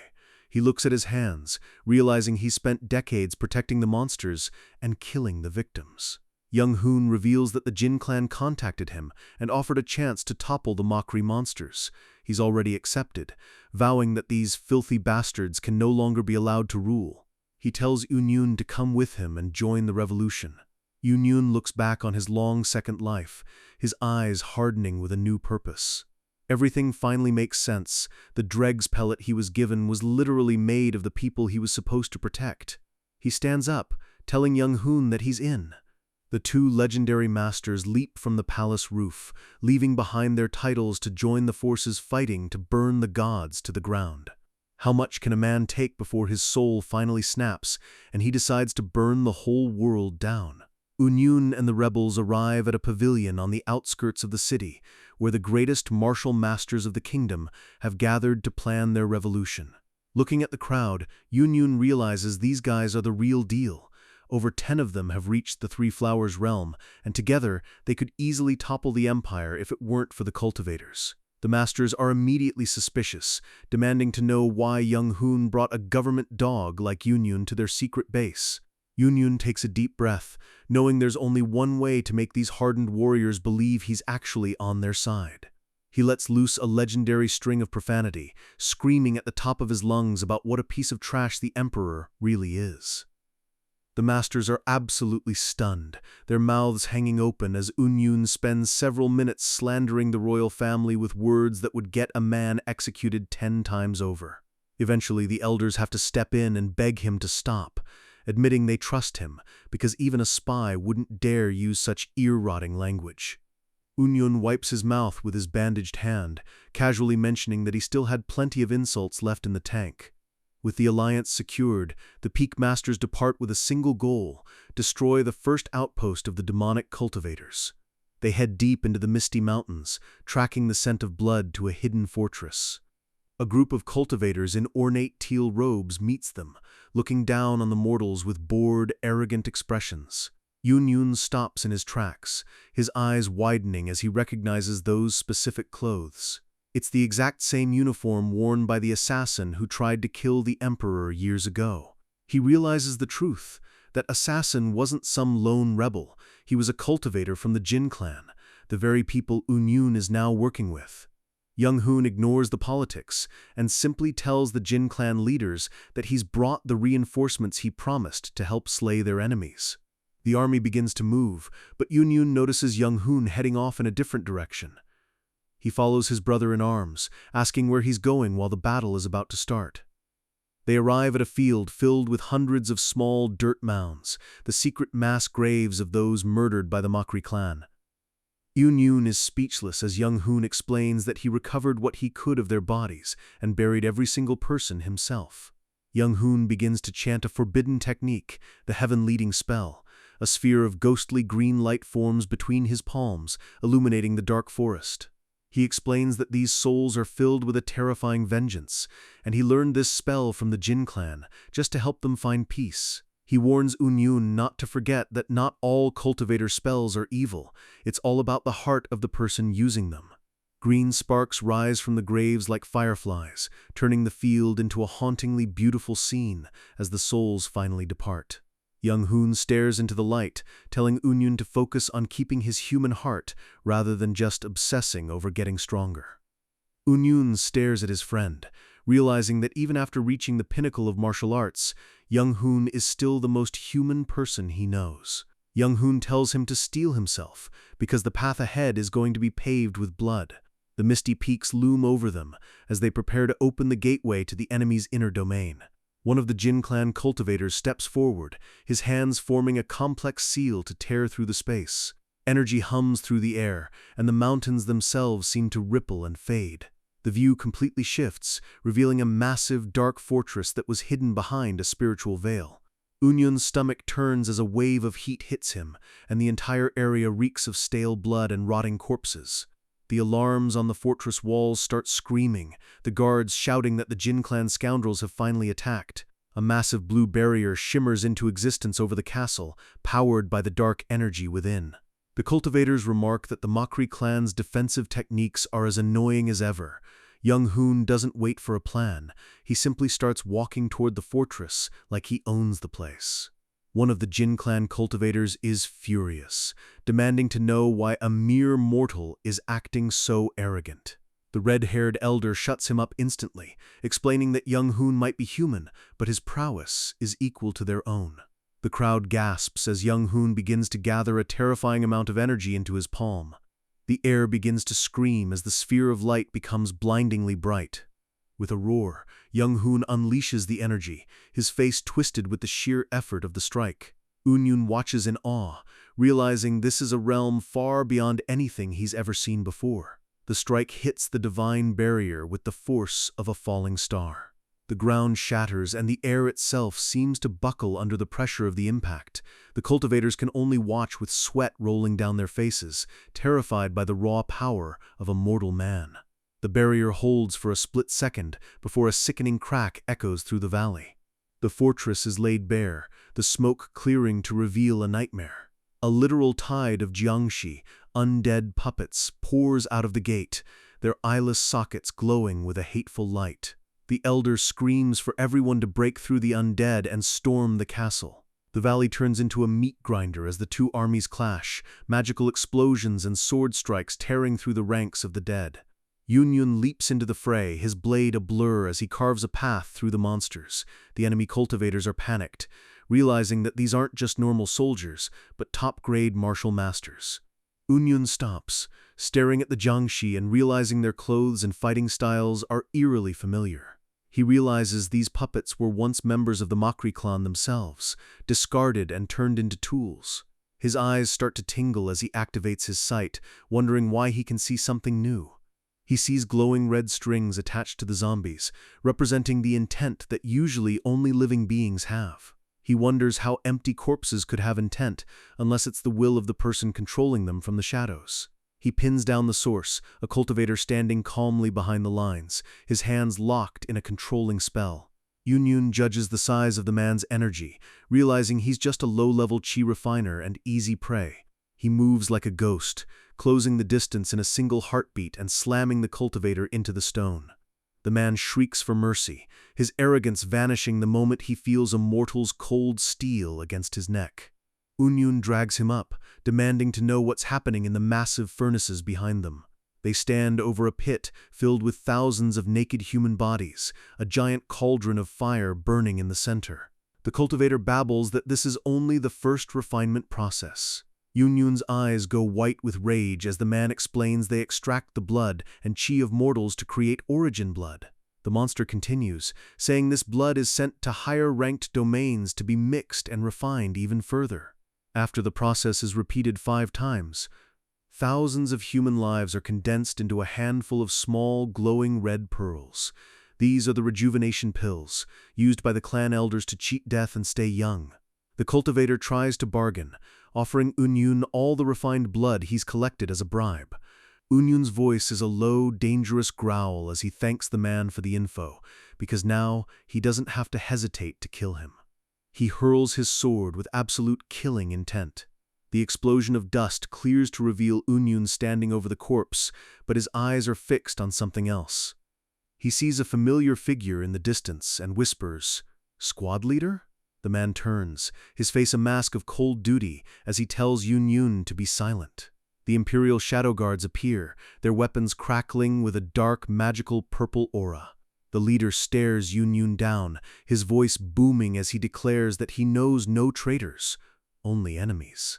The reunion turns lethal as the Shadow Guard launches an all-out assault, their coordinated strikes shaking the very foundations of the refinery. Unyun blocks a massive blow, asking his old leader if he truly knows the horrific crimes the Imperial family is committing. The leader bluntly admits that he knows everything, but it doesn't change a thing. He charges like a juggernaut, his halberd carving through the air with enough force to shatter stone. Unyun's blade glows bright blue as he screams, asking how a human being could still serve such monsters. The leader's response is chilling. "Before we are human, we are the limbs of the Emperor, and limbs do not think, they only act." Steel sparks against steel as Unyun realizes his former mentor views human lives as nothing but livestock for the gods. The leader delivers a brutal kick that sends Unyun skidding back across the courtyard. He notes that Unyun has improved, and that he's finally standing on the threshold of the Three Flowers realm. He asks a pointed question, "Are the rebels any different?" Unyun pauses, the weight of the question hitting him harder than any physical blow. The leader claims the Jin clan rebels are also cultivators, and to them mortals are still just insects. He argues that the only difference is the scale of the slaughter. In the end, they'll all grind the people down for their own gain. He bellows that the rebels might even be worse than the current rulers once they have a taste of power. The leader unleashes a massive vortex of energy, and Unyun feels himself being pulled into a lethal trap he can't escape. Suddenly, a strange purple light begins to shimmer within the chaos, catching Unyun's eye. The leader screams that if neither side is better, he will keep his loyalty to the throne until his dying breath. He lunges with his halberd, putting every ounce of his will into a final killing strike. Unyun's sword begins to vibrate with a high-pitched hum as he gathers his own energy. He sees the leader's gongqi, the raw willpower to end a life in a single strike, and he knows he has to match it. He calls out his legendary technique, the Severing Mountain Sword. He unleashes the Secluded Valley form, a massive eruption of blue energy that engulfs the entire courtyard. The clash is deafening, a storm of power that levels the surrounding buildings and turns the stone floor into dust. The leader's face registers pure shock as he feels his ultimate strike being countered by a mortal. Unyun stands in the center of the wreckage, admitting that this is his only form that can block gongqi, but he can't fully control its power yet. The leader coughs up blood, his arm nearly severed, and admits that Unyun's swordsmanship remains unfathomable. Unyun walks toward him, his voice soft as he says this style is actually too grand for someone like him. The leader falls to his knees, whispering that that strike was the most beautiful form of enlightenment he's ever seen. With his dying breath, he admits that he pursued martial arts his whole life only to realize it was just the bottom rung of a cultivator's ladder. He finally understood that with martial arts alone, a human can never truly surpass a god. He collapses into the dust, and Unyun can only whisper that it's a shame their intents were different. Unyun turns to the other Shadow Guards, asking why they didn't interfere in the duel. He knows that if they had attacked him together while he fought the leader, he'd be the one dead on the floor. One of the guards reveals it was the leader's final request. He wanted a test of pure martial skill, without poisons or tricks. They still call him Vice Lord, proving that once loyalty is given, it stays forever in their hearts. They draw their swords, declaring that the Emperor will always be their eternal sovereign. Unyun stares at them, the silence hanging heavy between former friends. He looks them in the eye and whispers a sincere apology, because he might have to kill them all today. Suddenly, a massive explosion of force knocks everyone back as a new, overwhelming presence enters the field. A cultivator is sent flying through the air, screaming as his body is shredded by invisible wind. Young Hoon's voice booms across the battlefield, ordering everyone to charge and destroy the refining furnace. The rebels surge forward, shouting battle cries as they cut through the demonic guards. The enemy elder hovers in the air, summoning a pillar of fire that turns the ground into a scorched wasteland. A young cultivator panics, screaming about where their reinforcements and the collateral bastard are. The smoke and dust swirl around the courtyard, concealing a new threat. Yunyun's blade clashes against a new opponent, the sound ringing out like a thunderclap. The shadow guards grunt as they're pushed back, realizing they're facing someone they can't touch. Unyun stands tall, his body covered in blood and sweat, but his eyes are fixed on the new intruder. The guard asks why Unyun chose such a harsh path, and why he's using paralysis poison on them instead of killing them. He realizes Unyun could have ended their lives instantly if he had wanted to. The guards fall to the ground, unable to move, and ask why Unyun chose to endure the pain of their attacks just to keep them alive. Unyun simply reminds them that they called him Vice Lord, and he can't just throw away that bond. The guards stare at him in stunned silence as the battle rages around them. One of them asks if Unyun has finally gained a new perspective or reached the Three Flowers realm. He notes that Unyun suddenly broke through his internal harmony with a mysterious force. Unyun sheathes his sword partway, admitting he hasn't reached that realm yet. He's only just beginning to grasp the sensation. His eyes burn as he remembers the third color he saw during the fight, a purple line that didn't stay stable. He wonders if he needs more life-and-death battles to finally stabilize the purple will. A mocking voice calls out from above, calling him an impressive vice lord. Unyun freezes. It's the crown prince of the Makri clan, lounging on the roof of the refinery. Unyun asks why the prince has been watching since the beginning without helping his men. The prince smirks, telling Unyun not to use his title, and asks if he knows why he was chosen as the heir. Unyun's pupils dilate as he feels the terrifying pressure radiating from the young man. The prince reveals he reached Qi refining stage 4 at a young age, the same level as his father. His face is bathed in a demonic red glow as he mocks Unyun for thinking a mere mortal could defeat someone at his level. He laughs, asking if a god like him really needs guards to protect him from worms. Unyun realizes with a cold sweat that even the strongest Three Flowers masters would have to stake their lives against this monster. A simple, terrifying truth hits him. If he fights this man, he will definitely die. But for some reason, he feels a dark, defiant smile forming on his lips. He realizes he wouldn't mind dying if it meant he could finally grasp the thread of enlightenment he's been chasing. A legendary proverb rings in his head, "If I hear the Tao in the morning, it's fine to die by evening." He remembers the time he fought 50 cultivators at once, back when he couldn't comprehend the art at all. But now, after living through 4 lifetimes, he finally understands the path.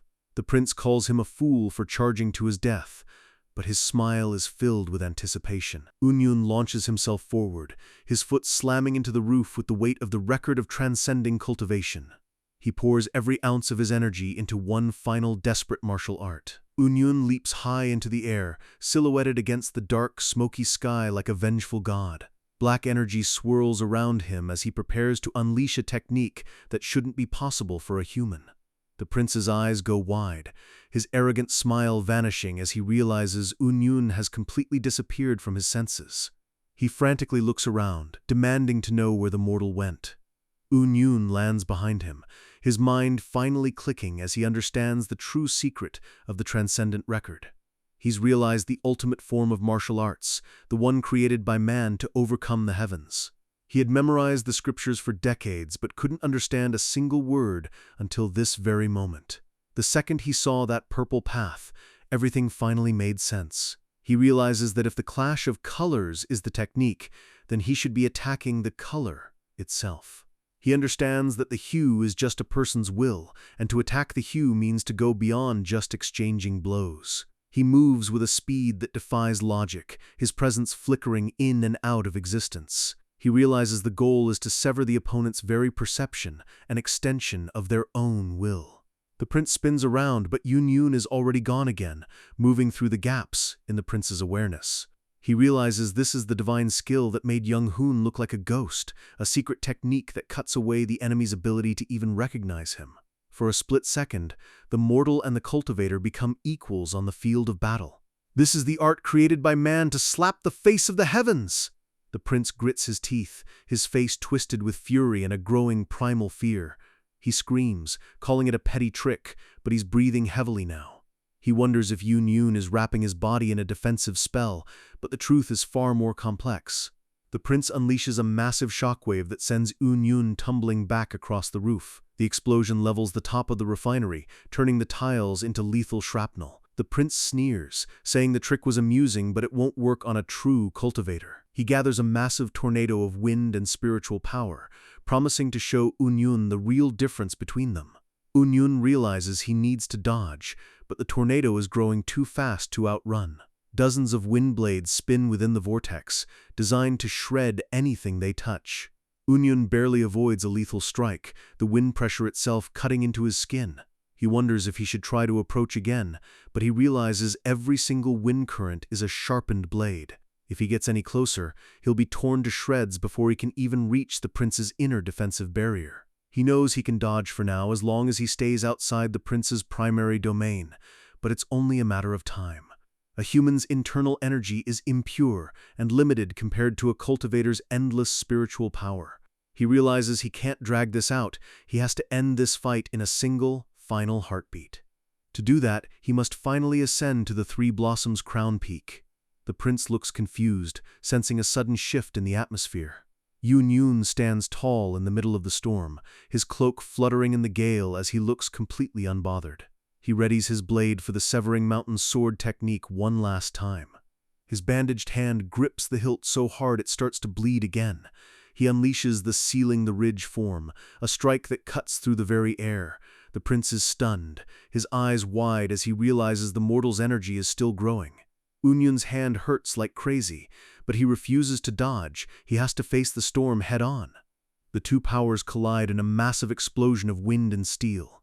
Yun begins the flowing dragon sword dance, his movements becoming a blur of blue light. He screams that he doesn't care if his body becomes a tattered rag. He's not stopping until his work is done. The prince is terrified, his hands frantically forming seals to summon more power. A massive, monstrous roar rips through the chaos. The prince's spiritual energy takes the shape of a colossal, fanged dragon.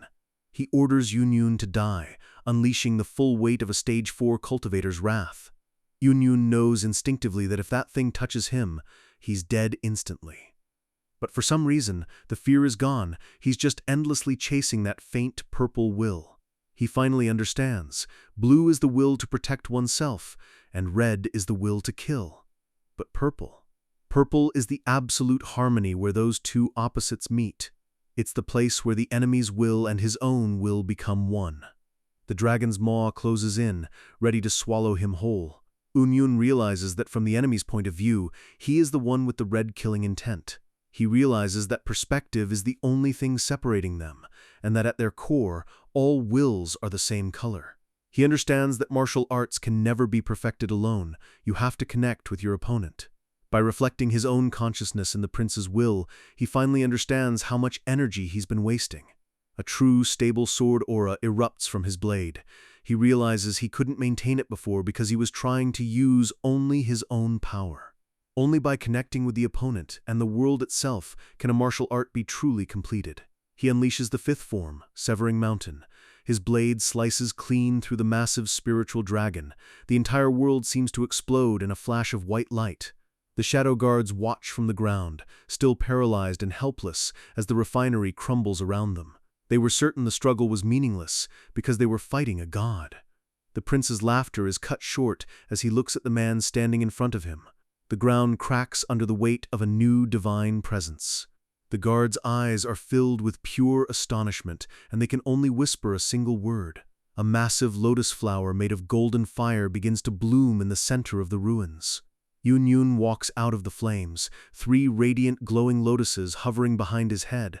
He has finally done the impossible. Seo Yun has reached the Three Blossoms crown peak! A hiss escapes Yun's lips as the air around him begins to burn. All the chi he's wasted over decades of training is surging back into his body, creating a pillar of golden light that pierces the dark sky.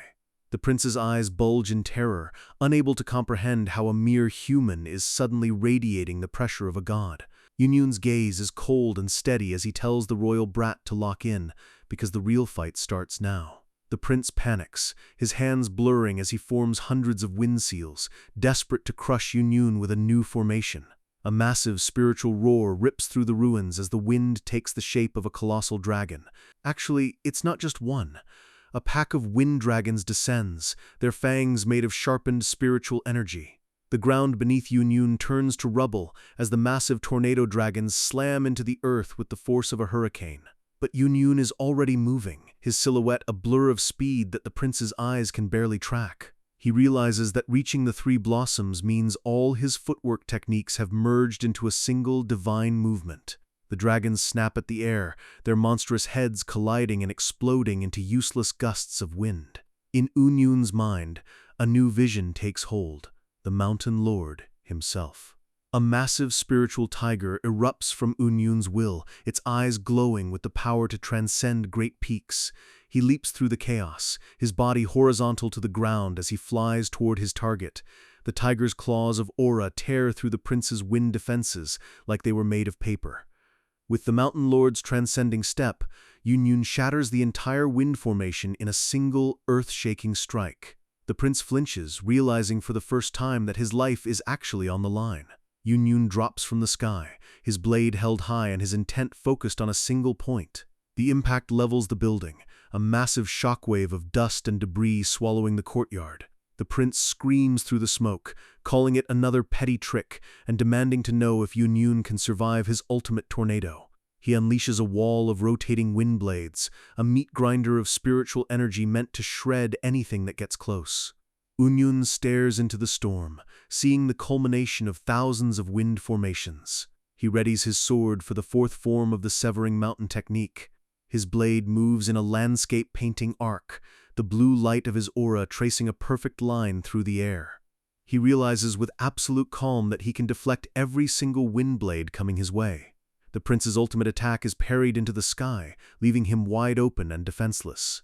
Yunyun remembers how he couldn't break this formation in his previous lives, but everything is different now. He strikes with Sword Gang, a physical manifestation of his will that hits with the weight of a mountain. Blood sprays as the prince is sent flying, his arrogant face twisted in a silent scream of agony. The prince crashes into a wall, shouting for Yunyun to stay back as his internal organs begin to fail.